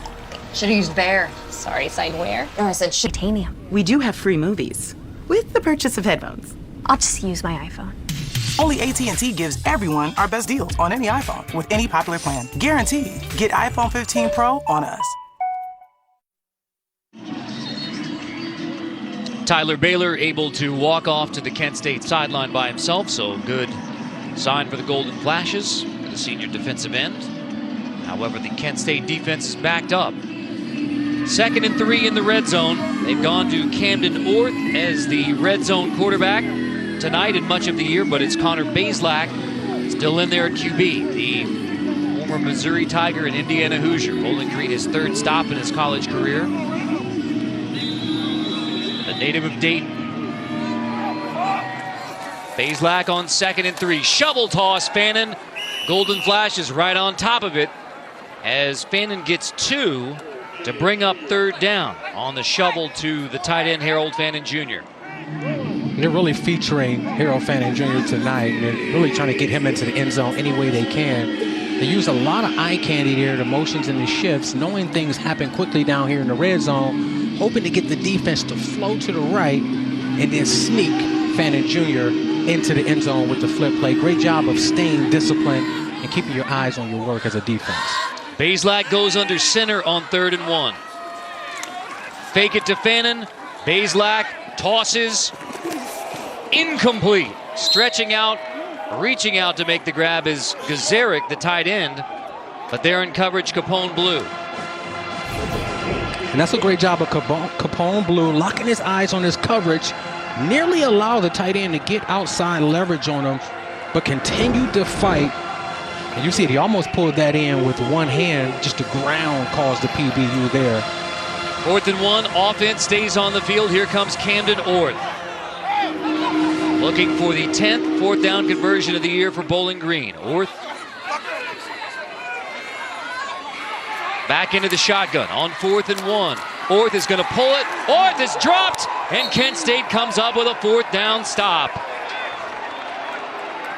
Orth is hammered by Bryce Shepard for the 4th down stop. And that's what I like to see. That's textbook play from the middle field safety, Bryce Shepard, in the red zone. You have one job here. Your job is you're responsible for the quarterback, and he takes no false steps. He goes low, flips him on his helmet. And what did they tell us? What did defensive coordinator Dave Duggan tell us? He said he's their most physical defender, and he showed it right there. So a bright spot for Kent State. They finally stop Bowling Green in the red zone.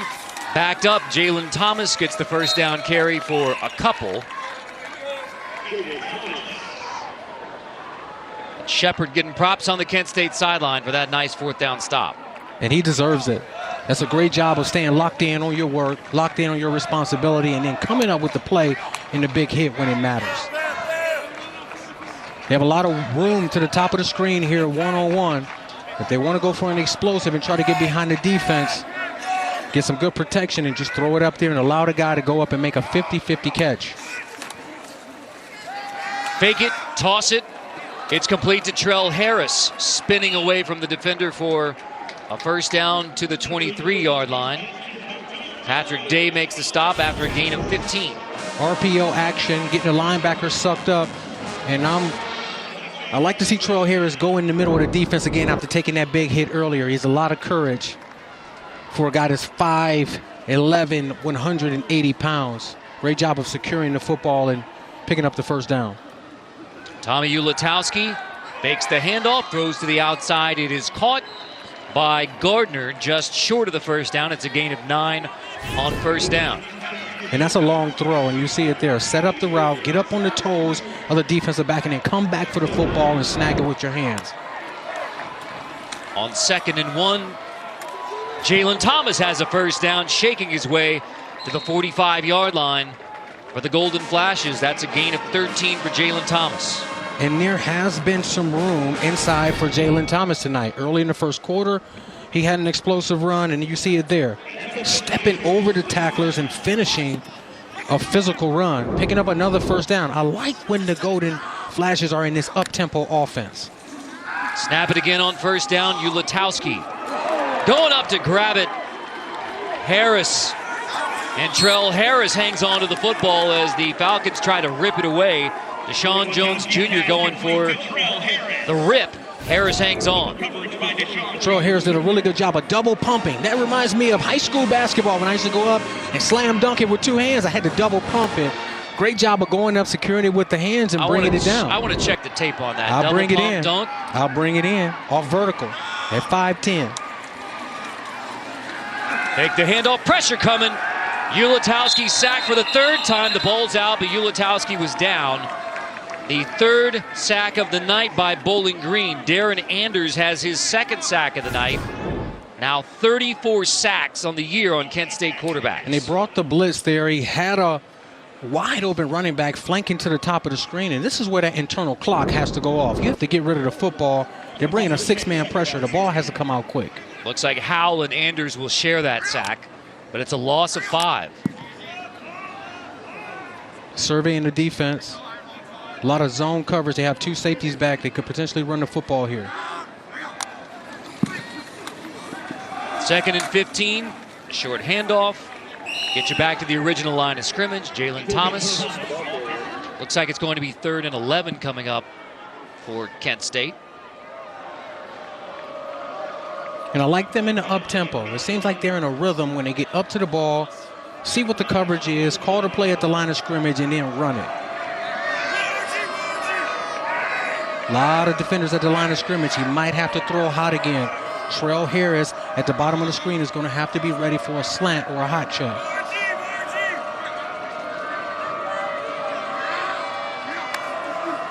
Falcons drop. So 3rd and 11. Ulatowski throws, almost picked off. It's incomplete, intended for Floria. Jackson lays out. Jordan Jackson nearly got the interception. That time they showed 6-7 at the line of scrimmage, and they bailed upon the snap of the ball. But there was a tight end running up the middle of the defense that didn't seem like he was too interested in running his route. Could have come wide open, but that was a dangerous throw on the outside. These defenders, specifically the secondary players, are ball hawks back there. And they're getting their hands. They're getting very close to getting an interception. Josh Smith punts. Jalen Embry is back. Embry lets it bounce, and it checks up for Kent State. They'll down it inside the 2-yard line. Excellent punt from Josh Smith. But Bowling Green in command, 28-6 on Kent State. Your biggie bag, all that food for $5, that's my go-to. Ooh, that's my ride or die. Just like you and me, bag boys. The NFL is on CBS and streaming on Paramount Plus. CJ Stroud doing Buckeye Nation proud. Absolutely, and did you see some of those tight spirals last week that he threw? Yes, I think DeMeco Ryans and the Houston Texans, they found their franchise quarterback, and nobody really expected this from CJ Stroud, except for Buckeye Nation. Great job, CJ, of leading that franchise to an incredible win and having an incredible day of almost 500 passing yards and 5 touchdowns. Bowling Green backed up. They're going to be backed up 1 more yard as Wolschlager. False start. Offense, number 50. Half of this is the goal. First down. So from the 2 to the 1. Usually the offensive lines are taught that when they're backed up right there. They know that a penalty for them is, 6 inches? A penalty trying to draw the defense off is 5 yards. So Bazelak out of his own end zone. Teron Keith takes it just across the goal line. Forward progress out to the 1.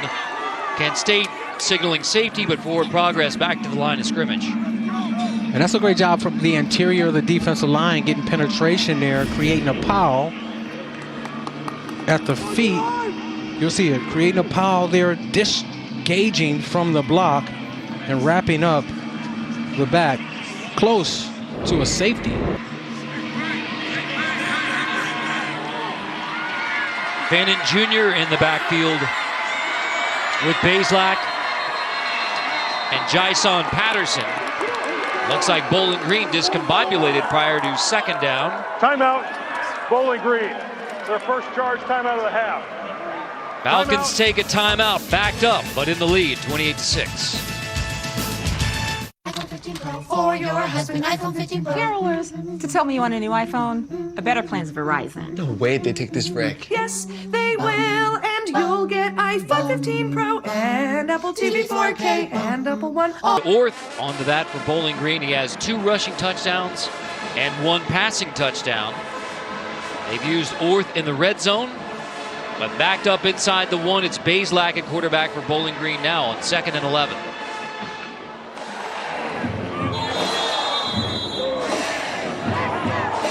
Jason Patterson joins Bazelak in the backfield. Out of the gun, Bazelak to throw on 2nd and 11. Just heaves it from his own end zone to the sideline. Incomplete to bring up 3rd and 11. That was a great job of getting immediate pressure, almost flushing Bazelak from the pocket. And it was very, very close to an intentional grounding penalty there. And if that happens in the end zone, they give the 2 points to the Golden Flashers. Great job of being locked in the secondary and with the intentional, consistent pressure. See how exotic Kent State gets on 3rd down.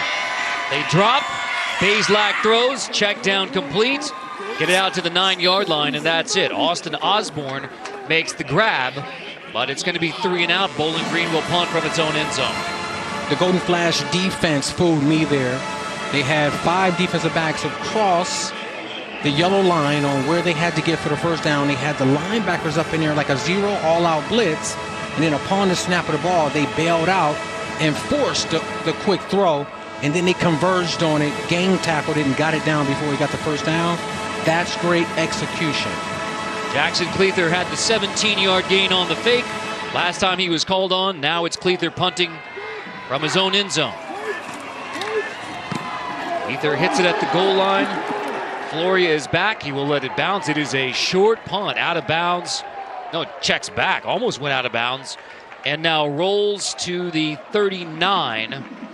Where Kent State will have a short field. Just 30 yards on the punt. Saturday, the SEC on CBS is highlighted by a fantastic matchup between number 13 Tennessee and number 14 Missouri. Live coverage begins at 3:30 Eastern Saturday.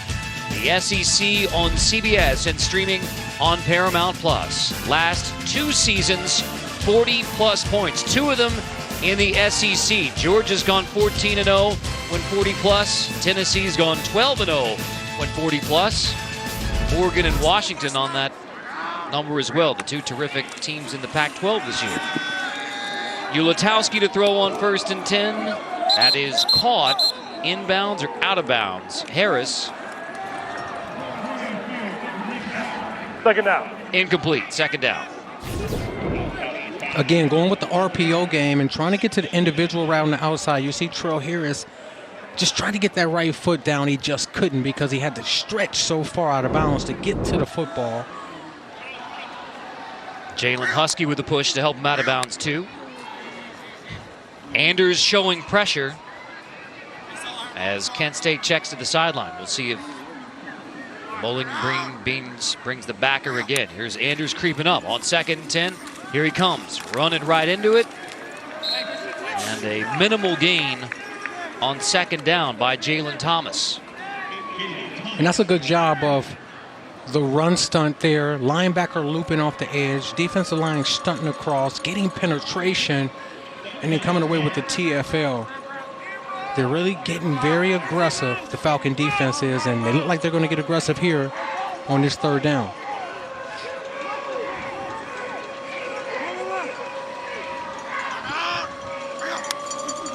Here they come on 3rd and 9. Ulatowski throwing to try to beat the blitz. Incomplete downfield. Flag is thrown. Husky tangled up with Trell Harris. Looks like the flag on Jalen Husky. And for all the great things that Jalen Husky does, 4 interceptions on the season. Prior to the pass, holding, defense, number 22. 10-yard penalty for the previous spot. Automatic, 1st down. And you'll see it there. He's running for a cutoff zone, and he did grab around and reach around Trell Harris, and you see the ref is standing right there. He's going to call that every time. But for the most part, Husky has played a really good game. He's been good with his eyes. I like the efficiency in his breaks. You just have to not grab there to pick up that penalty. Automatic first down on the defensive hold. RPO, caught, touchdown Kent State. Junker into the end zone, the tight end, Hayden Junker, and the Golden Flashes finally find the end zone. 21 yards, Ulatowski to Junker. And when you have an overly aggressive defense, you see a play action fake, that's Anders' man. But if it was a run play, he would have to run into him and turn the ball back.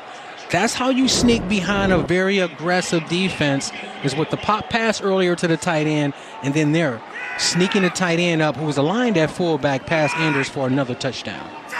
First touchdown catch for Junker in his senior year. PAT from Andrew Glass is good, and Kent State has its first touchdown. Ulatowski touchdown pass number 7 on the season. The defense brings up the short field for Kent State, and the Golden Flashes turn into their first touchdown of the night. Still not done tonight at Dick Stadium. Meet the traveling trio.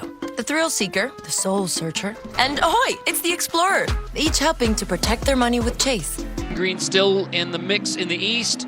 Toledo's rolling over Eastern Michigan. They're up 35-3 at the half.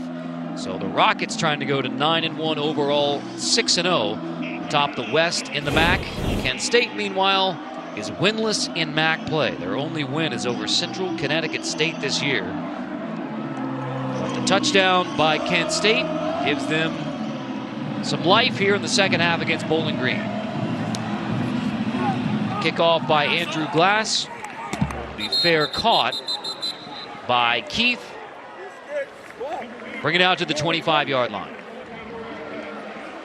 Ball will be placed at the 25-yard line. First down.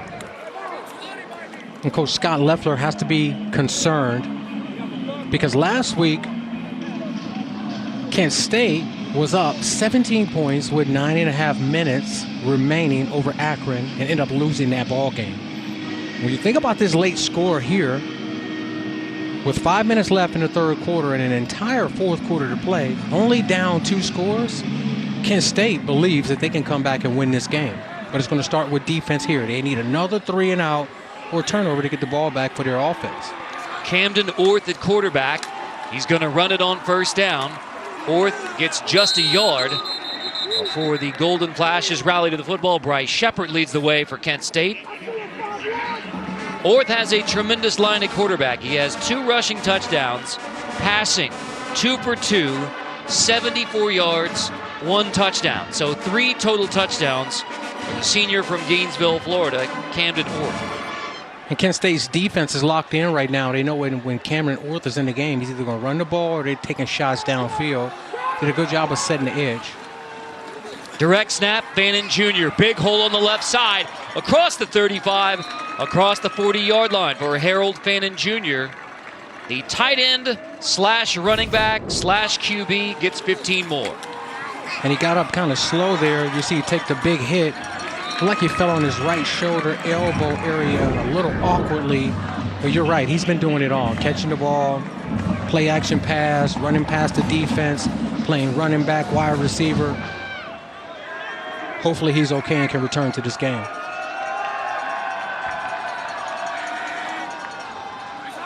Teron Keith in the backfield. Orth is going to keep it again on 1st and 10, ridden out of bounds. Abu Hamda on the stop. The true freshman walk-on player. Kent State, because of the injuries, including to Devin Nicholson, going deep on the depth chart, but the coaches like what they've seen from Abu Hamda. Yeah, 6'2", 215-pound walk-on, and they said he has something about him where we believe that he can go out and make plays, and on a few occasions tonight, we've seen him set the edge and really make some good tackles on the sideline. 2nd and 10 here. This Kent State Golden Flash team has to get the ball back and find a way to stop this offense. They want to keep this close. Play clock winding down. Orth just gets it off. Finds Keith. shaking his way across the 45. Keith with 185 yards of total offense in this game, receiving and rushing. He has been the playmaker in place of the injured Terrion Stewart. And on that one, they played a cover 2, which means the corner is sitting in the flat, and to Teron Keith's side, they continue to run that breakout from the backfield. The corner did a good job of breaking on it. He didn't make the tackle, but he turned him back into the teeth of the defense, setting it up for a 3rd and 6 here. Like they're going to get some pressure and play some man coverage on the back end. Orth feels the pressure, pump fakes, tucks it, runs on 3rd and 6. Orth has a first down, goes tumbling across the 45-yard line. Camden Orth just picks it up himself. And Orth is moving at another speed, and you see it here. He wanted to throw it to the left initially. Yep, he pulled the ball back in, was decisive, took off, and he's running with no fear in the middle of that defense, picking up the first down. I'm liking the competitive nature of Orth once he's entered this game. 2 rushing touchdowns, a passing touchdown. Tonight has been the Orth show. And now Orth goes to the sideline. Bazelak back at quarterback, and here comes another false start against Bowling Green. This one on Nate Pabst, looks like.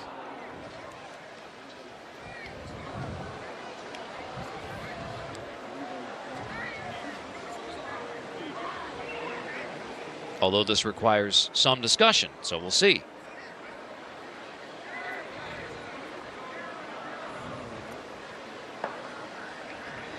Offside, defense, number 92. Movement, causing the offense to false start. 5-yard penalty, first down. Well, that's a tough break against Kent State. Javier Duran called for the offsides, drawing Pabst into the false start. That movement causes Pabst to jump. It's a 5-yard penalty, making it 1st and 5 for Bowling Green. And that's what they teach all offensive linemen to do. If somebody on your side of the ball flinches, you tap the helmet.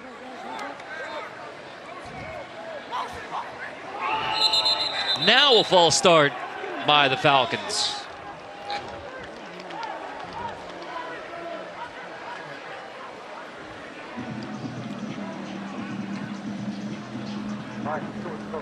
Illegal snap, offense, number 57.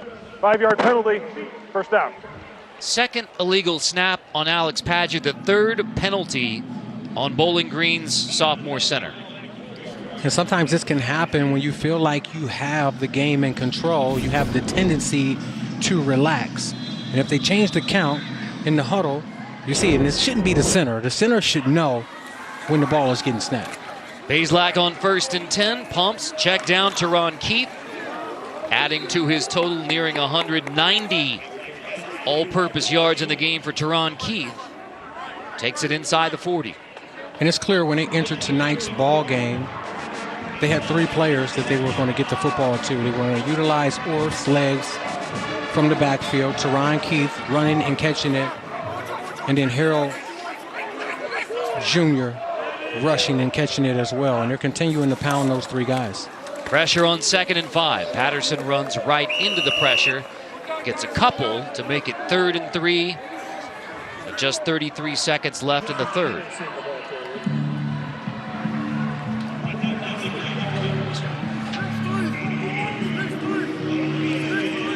So we'll see if Bowling Green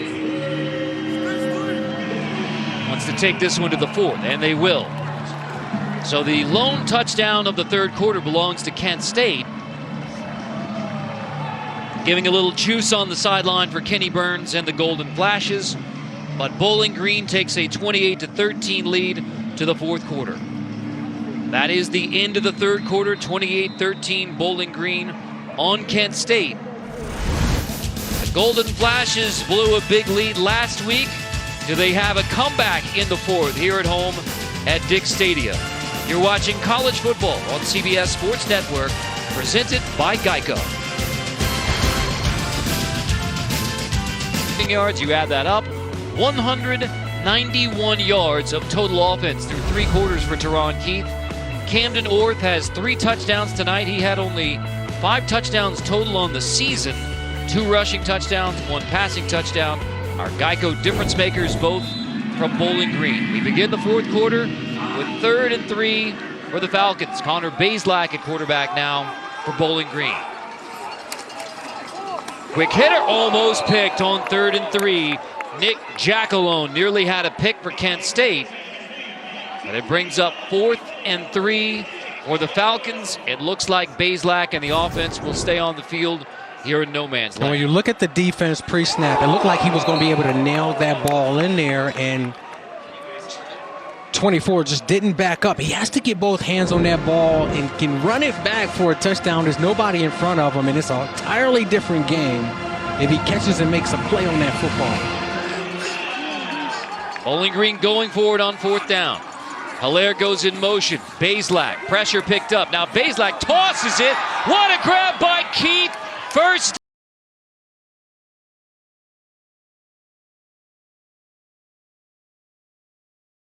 down on the 4th down conversion. The shovel toss from Bazelak to Teron Keith to convert on 4th down. And Keith is really just locked in. You see it there. The ball wasn't even supposed to go to him. Bazelak really was just trying to make something happen. Flips it up, one-hand catch, breaks the tackle, and continues his great night of offensive production. You see it. He wasn't even supposed to get the ball. He was in the protection, cut block, gets off the ground, and catches a ball with one hand. Great job, Keith. Now Camden Orth at quarterback. On the design QB run, Orth gets not even a yard on 1st down. This is a point in the game where you can expect the Falcons to try to just pound it and run the clock down. They want to get out of here with a win. They see how hard these golden flashes are continuing to play. They watched that game last week versus Akron and watch Akron fight back in the 4th quarter and win it. They don't want that to happen to them here tonight.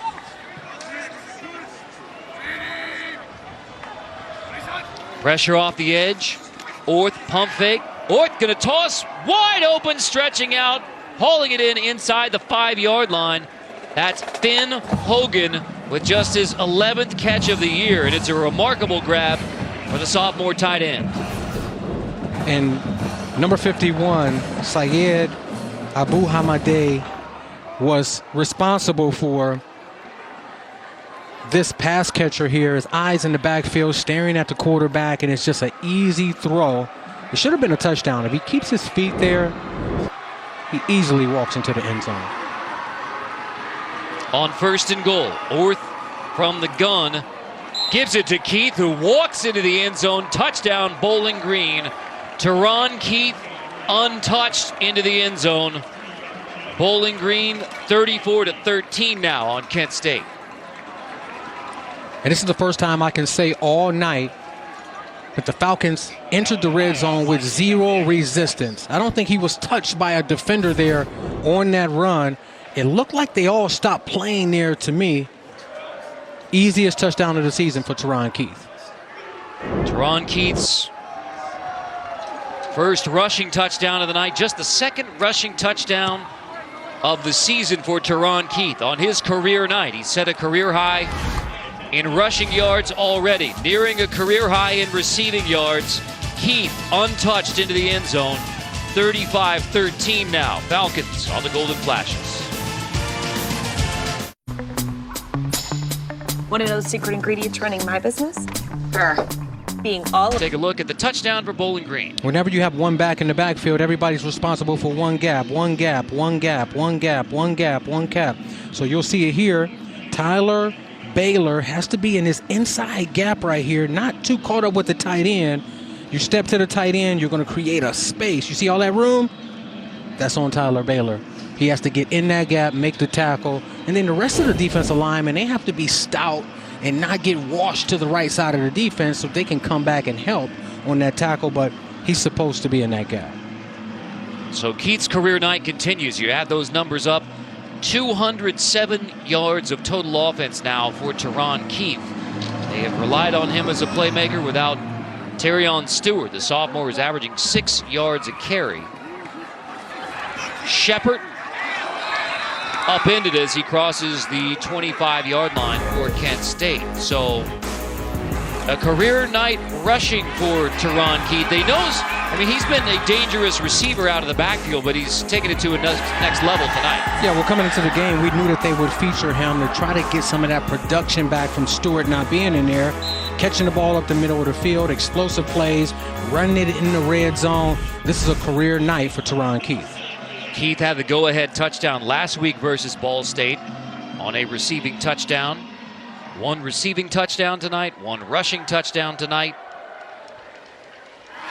And now Kent State takes over. Little momentum in the third quarter with the touchdown. Now desperation as Ulatowski completes to the edge. Trell Harris makes the grab for a first down for Kent State. It's a gain of 16. Okay, more of that. Get up to the football. Get back into the no huddle. Like we have a flag down on the field.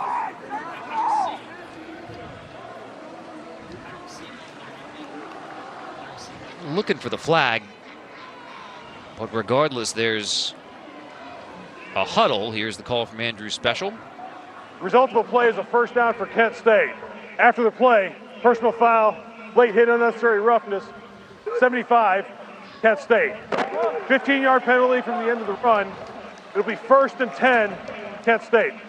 So a gain of 16 on the completion, but you back up 15 on the unsportsmanlike against Andrew Page.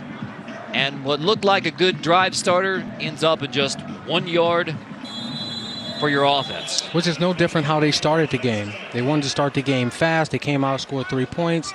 They've had some self-inflicted penalties and wounds. And here in the fourth quarter, they're doing the same thing. They just cannot get right tonight. Falcons show pressure on first down and now back off.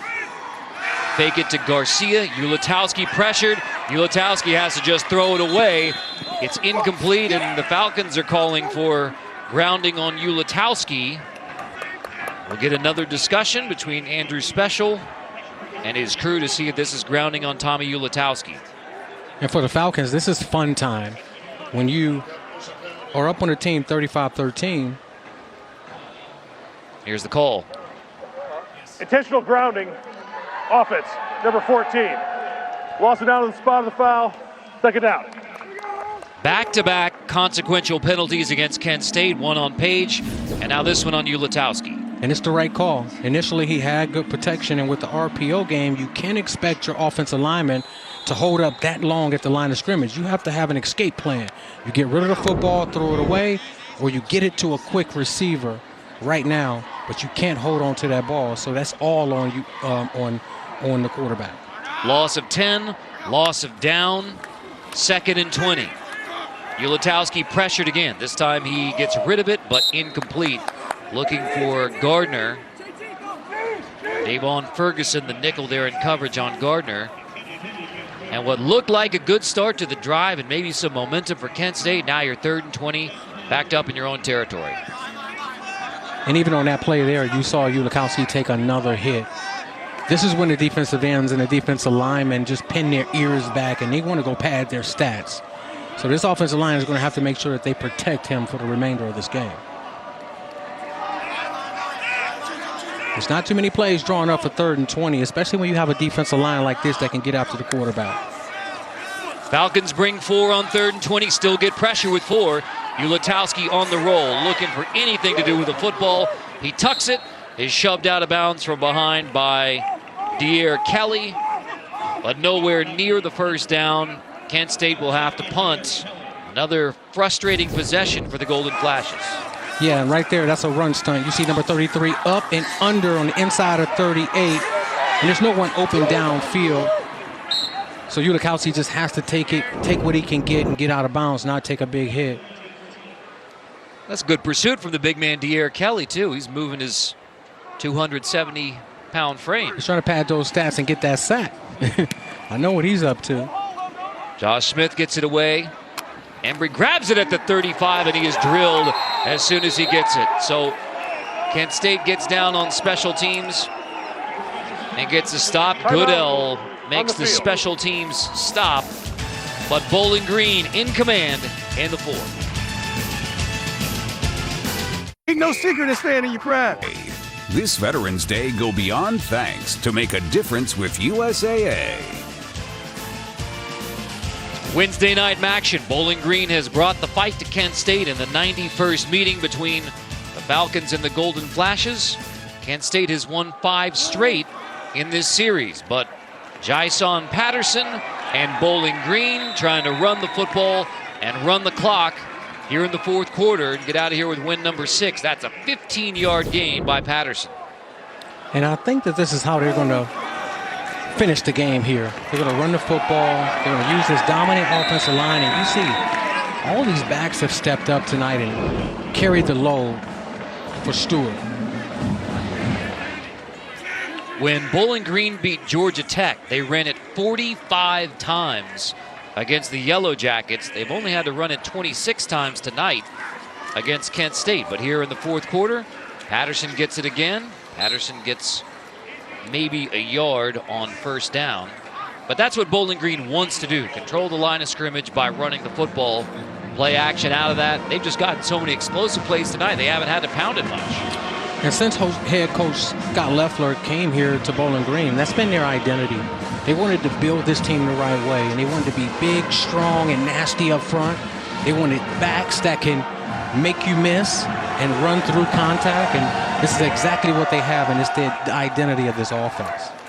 Bazelak to throw on 2nd and 9. Bullet intercepted, picked off by Bryce Shepard. Kent State football at the 45 as Bazelak throws his 7th INT of the year. Shepard, the senior playmaker, comes up with a takeaway for Kent State. And that was a very tight spot for Bazelak to try to fit that ball in there. And it's a great job from Bryce Shepard of not false stepping, getting his hands under the football and coming away with the big turnover. Let's take another look at it. Looked like he actually caught it with his legs. It looked like it made it through his arms to his legs. He rolled over and was able to possess the football. Great play from Bryce Shepard. It is just the 8th takeaway by the Kent State defense this year. And we're going to take a further look at it. Replay official Andrew McGrath wants to make sure that Shepard came away with the football, controlling it, the ball didn't hit the ground. That has been the knock on Bazelak and the Falcons, even though they've had so many takeaways. The turnover margin's only +6 for Bowling Green because this would be, if it stands, the 13th interception thrown by Bowling Green this season. Let's see, anything to overturn that? I don't think there's anything to overturn that. It looked like the ball went through his hands. He rolled over. It's in his legs. You see it's right there in between his calves. Still doesn't look like it hit the ground. I don't know, maybe right there it hit the ground and he trapped it with his right arm. But it's just a phenomenal play. Rolled over. I don't know if you're going to be able to overturn that. I don't know if there's... Well, the rule book is pretty clear that the football can move, but as long as you maintain control, the movement of the football doesn't necessarily mean it's incomplete and therefore overturned. So you're going to have indisputable video evidence or Andrew McGrath to overturn that one on the field. And even though that comes dangerously close to coming out for Bryce Shepard, it looks like between the hands and the legs of Bryce Shepard, he appears to maintain control. Let's look at it again. Oh, here comes the call. After review, the ruling on the field stands. It'll be Kent State's ball, 1st and 10 from the 44-yard line. Just the 6th interception of the year by the Kent State Golden Flashes. INT number 13 thrown by Bowling Green. And that's a great job. They were trying to go isolation, one-on-one with the outside backer there. And you see Bryce Shepard with the double team inside of the back. The awareness to go down and get the ball. Great play. Ulatowski play action on first down. Everybody covered. So on the roll, still nowhere to go with the football. Checks down to the tight end, rather to Gardner, who makes the grab at the 47. That's a good job of remaining patient by Ulatowski to find Gardner. And now they're going to get up and get back into this up-tempo offense. Taking a lot of time to get up to the ball.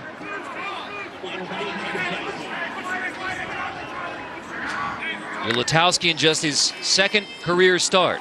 fake it again, hit as he throws. He was crushed, but manages to complete it to the 45. It's Gardner again for a first down for Kent State, but Ulatowski took a big pop.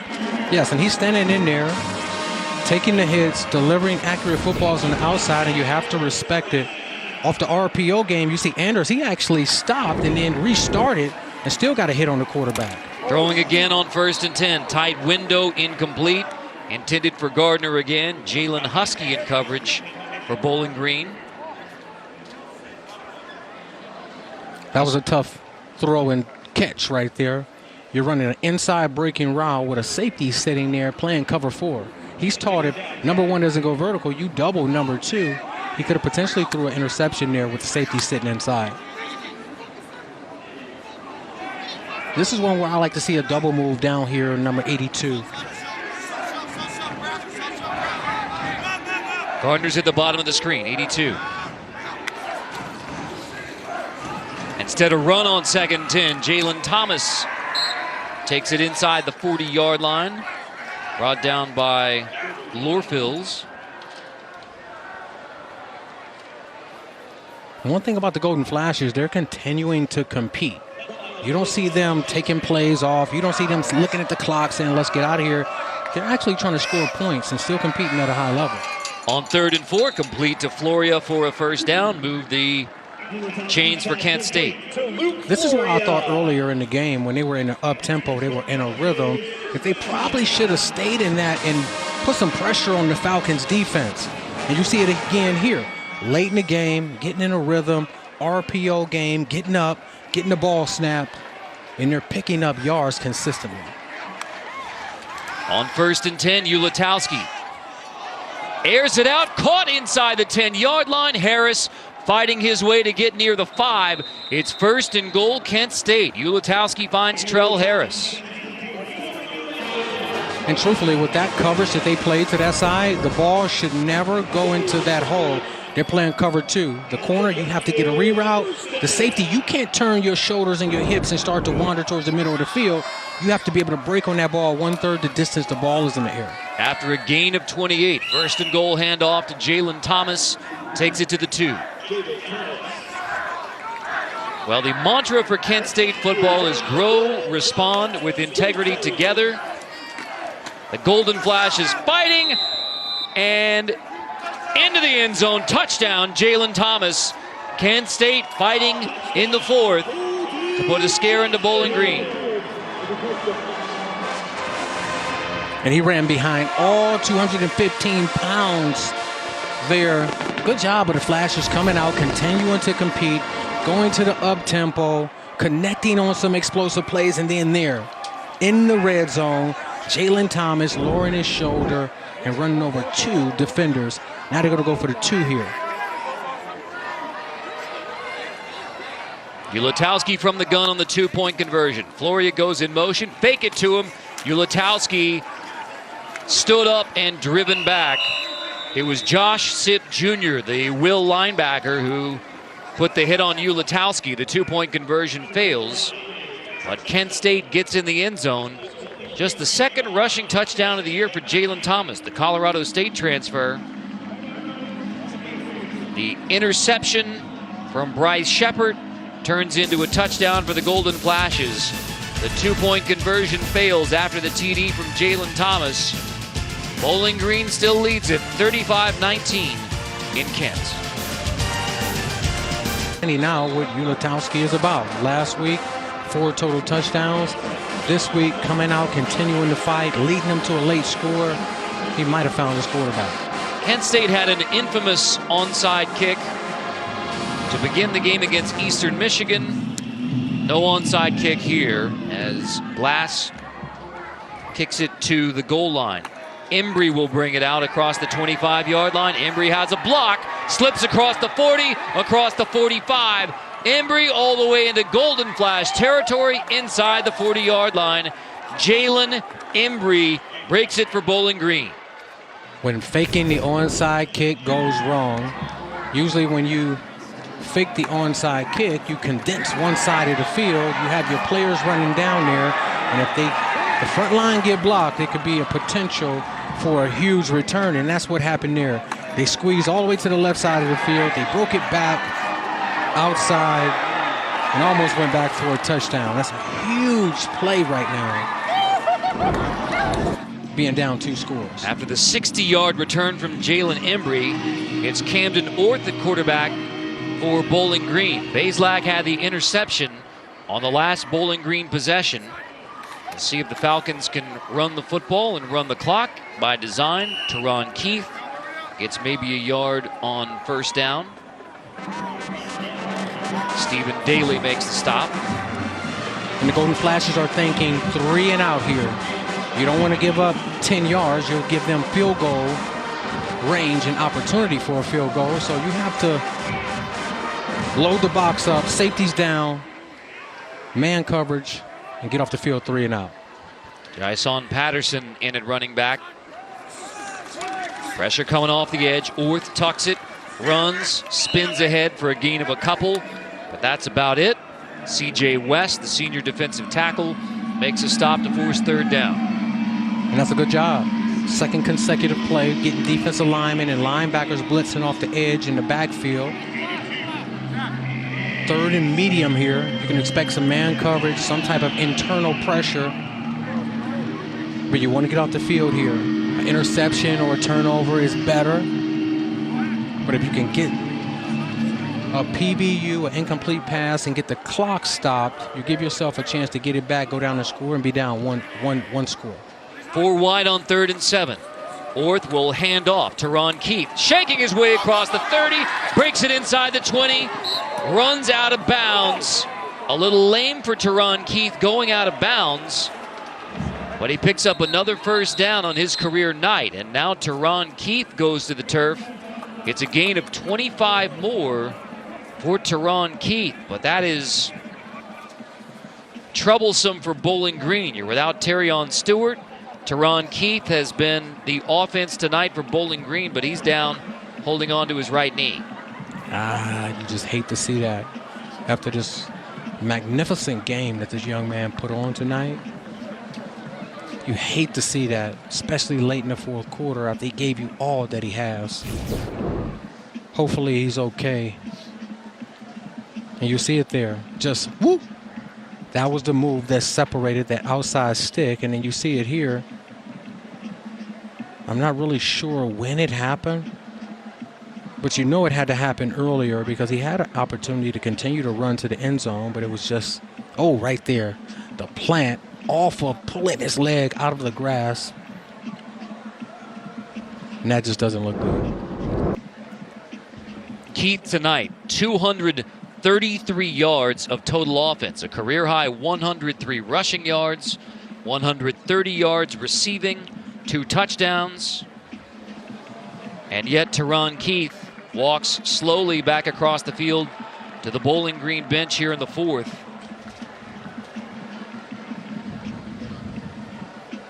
And you hope he is okay for the road ahead for Bowling Green.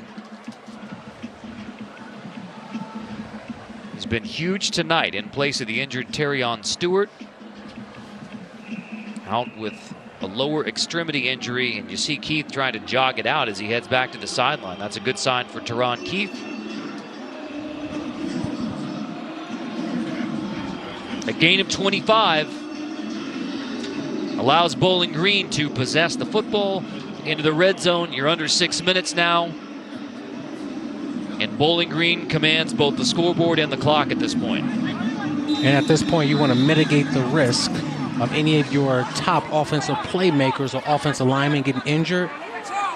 So I think that you just go ahead, pound the ball, run it. You don't snap this ball until there's 2, maybe 1 second left on the play clock. Camden Orth at quarterback. He's going to keep it on first down. Orth with a good block takes it inside the 5. It was Harold Fannin Jr. with the block, leading Orth inside the 5. And Orth has really done a good job of reading the defensive ends here. You see everybody crash down. He keeps the ball on the outside. And there are defensive backs. We talked about this with defensive coordinator Dave Duggan. You have to get outside half a man stay at the line of scrimmage, get off the blocks. That's just so simple that it's almost comical that it continues to happen. They have to do a better job even next week and next season going to the offseason of working on containing from the secondary position. 2nd and 1. Ort's going to hand off to Patterson, pushing his way into the end zone. Touchdown, Bowling Green. Jason Patterson into the end zone. The 3rd down conversion from Teron Keith sets up Bowling Green after the 25-yard gain, and Jason Patterson finishes off the drive with another rushing touchdown for the Falcons.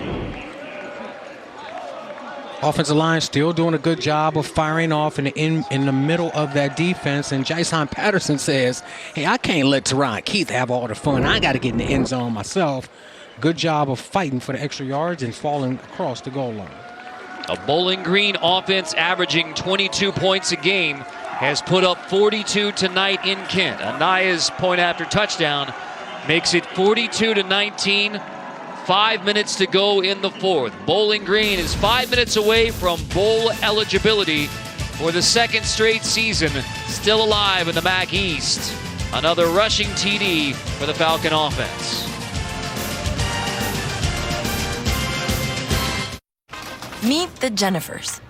Gen X, Gen Y, and Gen Z. Each planning their future through the Chase mobile app. Gen X is planning a summer in Portugal with some help from JP Morgan Wealth Plan. Let's go, Whiskers. Gen Y is working with a banker to budget for her birthday. You only turned 30 once. And Gen Z, her credit's golden. Hello, new apartment. 3 gens getting ahead with Chase. Solutions that grow with you. One bank for now, for later, for life. Chase, make more of what's yours. What is it? My new boyfriend. So sweet. Look what he just sent me. Catching the ball out of the backfield, running in between the tackles outside. Just a great night from Teron Keith. I saw Teron Keith go down after a 25-yard gain holding his left knee. He appears to be doing well on the Bowling Green sideline, so good sign ahead for the Falcons. Playing tonight without Terrion Stewart. They could ill afford to lose Teron Keith in the backfield as well. A season-high 42 points on the board for Bowling Green. 5 minutes to go, short kick. Kent State will take it around the 27. And again, we talked about Bowling Green. I think if you would have said that 25-yard run by Keith was just their third down conversion of the night. That's odd to have 42 points on the board and only 3 third-down conversions. Well, most of the night they didn't even make it to 3rd down. A lot of those explosive plays came on 1st and 2nd down. And when you do that and you have consistently with the explosives, you don't necessarily need to make it to 3rd down to score over 40 points. And they've shown that tonight. And the numbers haven't been great for Bowling Green this year. They're only 33% on 3rd down. Ulatowski throws. It is caught by Holmes. Justin Holmes, the tight end, makes the catch. Kent State just trying to snap it in a hurry and get as much as they can on offense, down 42-19. Ulatowski on the roll, chased from behind, dumps it into the sideline. I've showed you the numbers, career highs for Ulatowski in his 2nd career start. He had 3 passing touchdowns and a rushing touchdown last game against Akron, when the Golden Flashes nearly had their first MAC win of the year, blew a 17-point lead against Akron. Ulatowski playing tonight again with the injured Michael Alaimo, the Purdue transfer, still out for Kent State. So Ulatowski has been solid at quarterback, but hasn't gotten much protection. Been sacked 4 times, 2 sacks and 2 intentional grounding calls. That one tipped and almost picked by Jalen Husky. Would have been his 5th INT of the year. And it was Ulatowski's worst read on the night. You see the corner sitting outside with a safety over the top and a linebacker sitting right inside of the corner. There's no room to force the ball into that place. Husky should have had his 5th interception on the season right there. Would have tied Devin Grant of Buffalo. So Husky 7th in the nation, but 2nd in the MAC, because Devin Grant of Buffalo has 5 interceptions this year. Ulatowski delivers on 3rd and 10. Floria makes the grab, but he is short of the first down. 4th down coming up. Offense stays on the field for Kent State. And they absolutely have to. They're trying to get anything they can get right now. That was the same coverage as before. The inside hook player did a good job of reading the eyes of Ulatowski and breaking down. Scrambling on 4th and 4. Ulatowski hit as he starts the slide. That's enough for a first down across the 50-yard line. A.V. McGarry puts a good lick on Ulatowski. Yeah, and you can't take that hit right there. You have to slide. It's very unnecessary. And you see the whiplash. He's running through his target. Chased again on first down. Throws high. And looks like complete. And a nice catch by Floria. It's a 9-yard gain on the sideline for Floria. And he's had a number of big catches tonight for Floria. And you'd like to see Ulatowski continue to fight and compete, taking hits, but still getting up and competing. Grit from Kent State, even though you're down 42-19. That one's intercepted, picked off, and a chance at the run back. It's Jones who has it inside the 20, wrestled down from behind. Thomas grabs him from behind, but Deshaun Jones Jr. with the interception and return to seal it for Bowling Green. Oh my, Devon Ferguson, number 7. You have to lead him into the end zone. You're not the one with the ball. Let's take a look at this here. You see it, 3-man rush, 8 in the coverage. And let's see, Devon Ferguson is leading out in front. You have to peel back and block him so that you can get into the end zone. Look at him grab his helmet too. What are you thinking? Knows at the end of the play he's busted the chance at the pick 6 for his teammate Jones. But still 1st and 10. Inside the 10.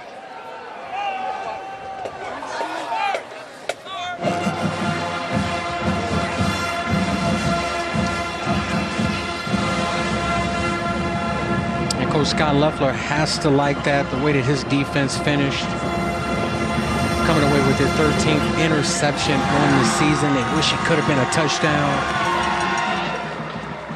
Lucian Anderson III in at quarterback now for Bowling Green. And Anderson on 2nd and 1, diving. He's short of the end zone. But it's going to be 1st and goal for Bowling Green. Already 4 rushing touchdowns in the game, and Bazelak's got the hat on. It looks like Orth and Bazelak are both done for Bowling Green. Lucian Anderson III on for the last few minutes of this one.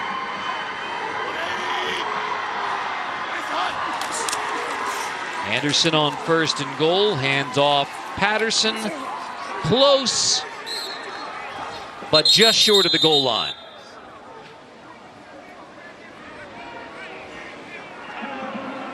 Kent State defense is still continuing to fight. They're not conceding. And this is what you like from a young team who was heavily overmatched coming into this game, losing a heartbreaker last week to Akron. They're continuing to fight until there's 4 zeros on the clock. And you see it, trying to play as best they can, as physical as they can, hold up in the middle. But we all know that this Falcon offensive line is just big and powerful. They just wore down the Golden Flashes tonight. 193 rushing yards in the game for Bowling Green. They average 143 a game. They've gone to the ground game here in the 4th, trying to run out the clock. Anderson, the 4th player to take a snap at quarterback tonight for Bowling Green. He's joined in the backfield now by Jamal Johnson. Anderson pulls it. Anderson dropped on 2nd and goal. Golden Flashes showing some fight near the end zone. That's Marcus Winfield to bring up 3rd and goal. Kent State uses another timeout.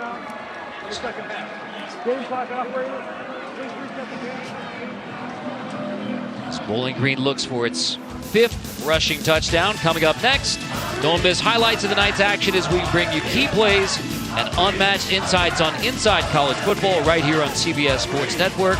Josh Pate, Rick Neuheisel, and Brian Jones standing by in our New York studio. Carter Blackburn with Dante Whitner, the 50-plus fans brought on the bus by Bowling Green Athletics over to Dick's Stadium. Celebrating win number 6 to be for Bowling Green. Take them to 4-2 in MAC play, keeping them alive in the MAC East behind Miami and Ohio. Anderson finds the edge, finds the end zone, touchdown. Bowling Green, Lucian Anderson the third. And look, here comes Orth to celebrate with the third string quarterback for Bowling Green, who finds the end zone for the 5th rushing touchdown for the Falcons tonight. And isn't it fitting how they finished this game? Put 3 receivers to the left, utilize Anderson's legs to get outside right, and then the Golden Flashes lack contain, something that they've lacked all night, and it cost them there 49-19 if this extra point goes through. The interception from Deshaun Jones Jr., the 13th INT by Bowling Green this year, gives the Falcon offense the short field. Anderson has the rushing touchdown, and all smiles and congratulations for Anderson on the sideline. 49-19. Football is about numbers. When you see 2 offensive linemen pull, they're outnumbering the defense to the left side. And with Anderson's speed, you're not going to catch him. You have to be way outside to contain that and knock that back to the internal of the defense. November 14th against Toledo, the power of the MAC this year. 8-1 on the season, 5-0 in MAC play, and then at Western Michigan. So the 4-game winning streak for Bowling Green. They will be hot when they take on Toledo, but the Rockets, Jason Candle's team, have been the class of the MAC again in 2023. And that's what it's going to come down to. Can you stop Toledo's quarterback? He's a rusher. He can create plays with his legs, has a phenomenal arm accuracy. He rarely turns the ball over. This Falcon defense is going to have their best game versus Toledo on November 14th. After an 0-2 start in conference play, this will be the 4th straight win for Bowling Green. Had the big upset over Georgia Tech in the non-conference. Bowl eligible with win number 6. Kent State fighting to the end, but the Golden Flashes are going to go to 1-9 on the season, 0-6 in the MAC in year 1 for Kenny Burns coaching Kent State, but building-wise, you call it year 0, and a couple of his mentors. You see Ball State and Northern Illinois, the opportunities for Kent State to win a game in the MAC at Ball State looks like the best opportunity.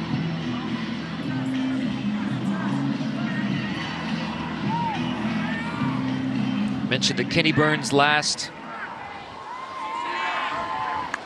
assistant coaching job was with PJ Fleck at Minnesota, and he told us one of the main things he learned from PJ Fleck in building programs: you don't pay attention to the record in year 1, you call it year 0. It's all building. But Kent State has a long way to go right now at 1-9, 0-6 in the MAC. And in year 0, football is the least of your worries. It's about developing young men so that they can be great model citizens in the community first and foremost. Great a lot of guys that are going to represent the university in a proper manner. And then when he gets his guys in here, when he starts to develop these players, that's when you'll start to see the wins come. An excellent GPA in both semesters for Kent State. Meanwhile, we've gotten to 1:38 in the 4th quarter before he brought up the fact that Scott Loeffler recruited you, Dante Whitner, in the Michigan days. He did. He recruited me. Lloyd Carr was the head coach. I narrowed it down to 5 schools. I called Michigan last to tell them I was going to Ohio State. And then Lloyd Carr hung up on me. I never heard from him ever again. I said, Coach, I'm going to Ohio State. He said, click. So when you tell the Wolverines that you're going to be a Buckeye, that's the end of your 5-yard penalty from the previous spot. That's your end of your conversation with Michigan. Yeah. And, you know, before last year, that was, the last time I talked to Scott as well. So, yeah, they tried to woo me and get me there, but it just couldn't work. Another line on his resume was last offensive coordinator under Frank Beamer. He's coached under some greats. I mean, he was a young assistant on Lloyd Carr's staff. Worked with Urban Meyer in Florida as well. So some of those red zone plays, you see Camden Orth, the powerful quarterback in the red zone. Yeah, that's right out of the Tebow days for Florida, using your powerful quarterback in the red zone. I can confirm one thing. He's always been that tall, for sure. Last gasp for Kent State on 4th and 5. Just a 3-man rush. Ulatowski, pass incomplete. Knocked away by Davion Mayo. And Bowling Green will take over. 1 timeout for Kent State. So the Falcons will have a chance to take a knee, get out of here with a convincing 49-19 win.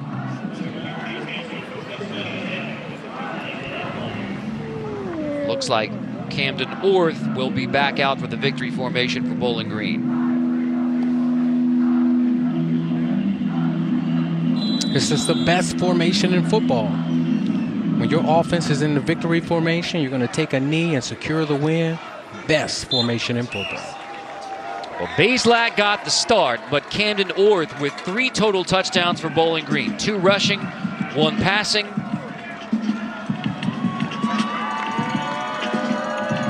Had a 45-yard completion. Bazelak had the 47-yard touchdown go to Fannin. The 45-yarder to Teron Keith. Keith becomes the first Bowling Green Falcon with 100 rushing yards and 100-plus receiving yards in the same game. The Falcons without their star running back, Terrion Stewart, who averages 6 yards a carry, come up with an offensive game plan to put up 49 on the board against Kent State. Orth takes a knee, and the Bowling Green Falcons go to 6-4 on the season, 4-2 in MAC play. They're still alive for the MAC East, and they will be bowl eligible for a 2nd straight year.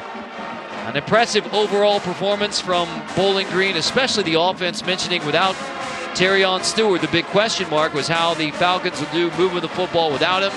49 points and a record-setting performance from Teron Keith.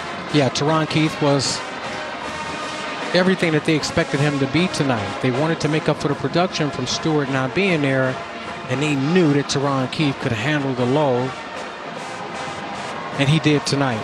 He got into the end zone multiple times. He was a matchup issue in coverage. Great job from that young man. Updated standings in the MAC East. Bowling Green goes to 4-2. Miami wins over Akron tonight. Toledo has a 49-9 lead right now over Eastern Michigan. So the Rockets atop the West. Bowling Green still alive in the East. When we return, we'll have an interview with Bowling Green head coach Scott Loeffler.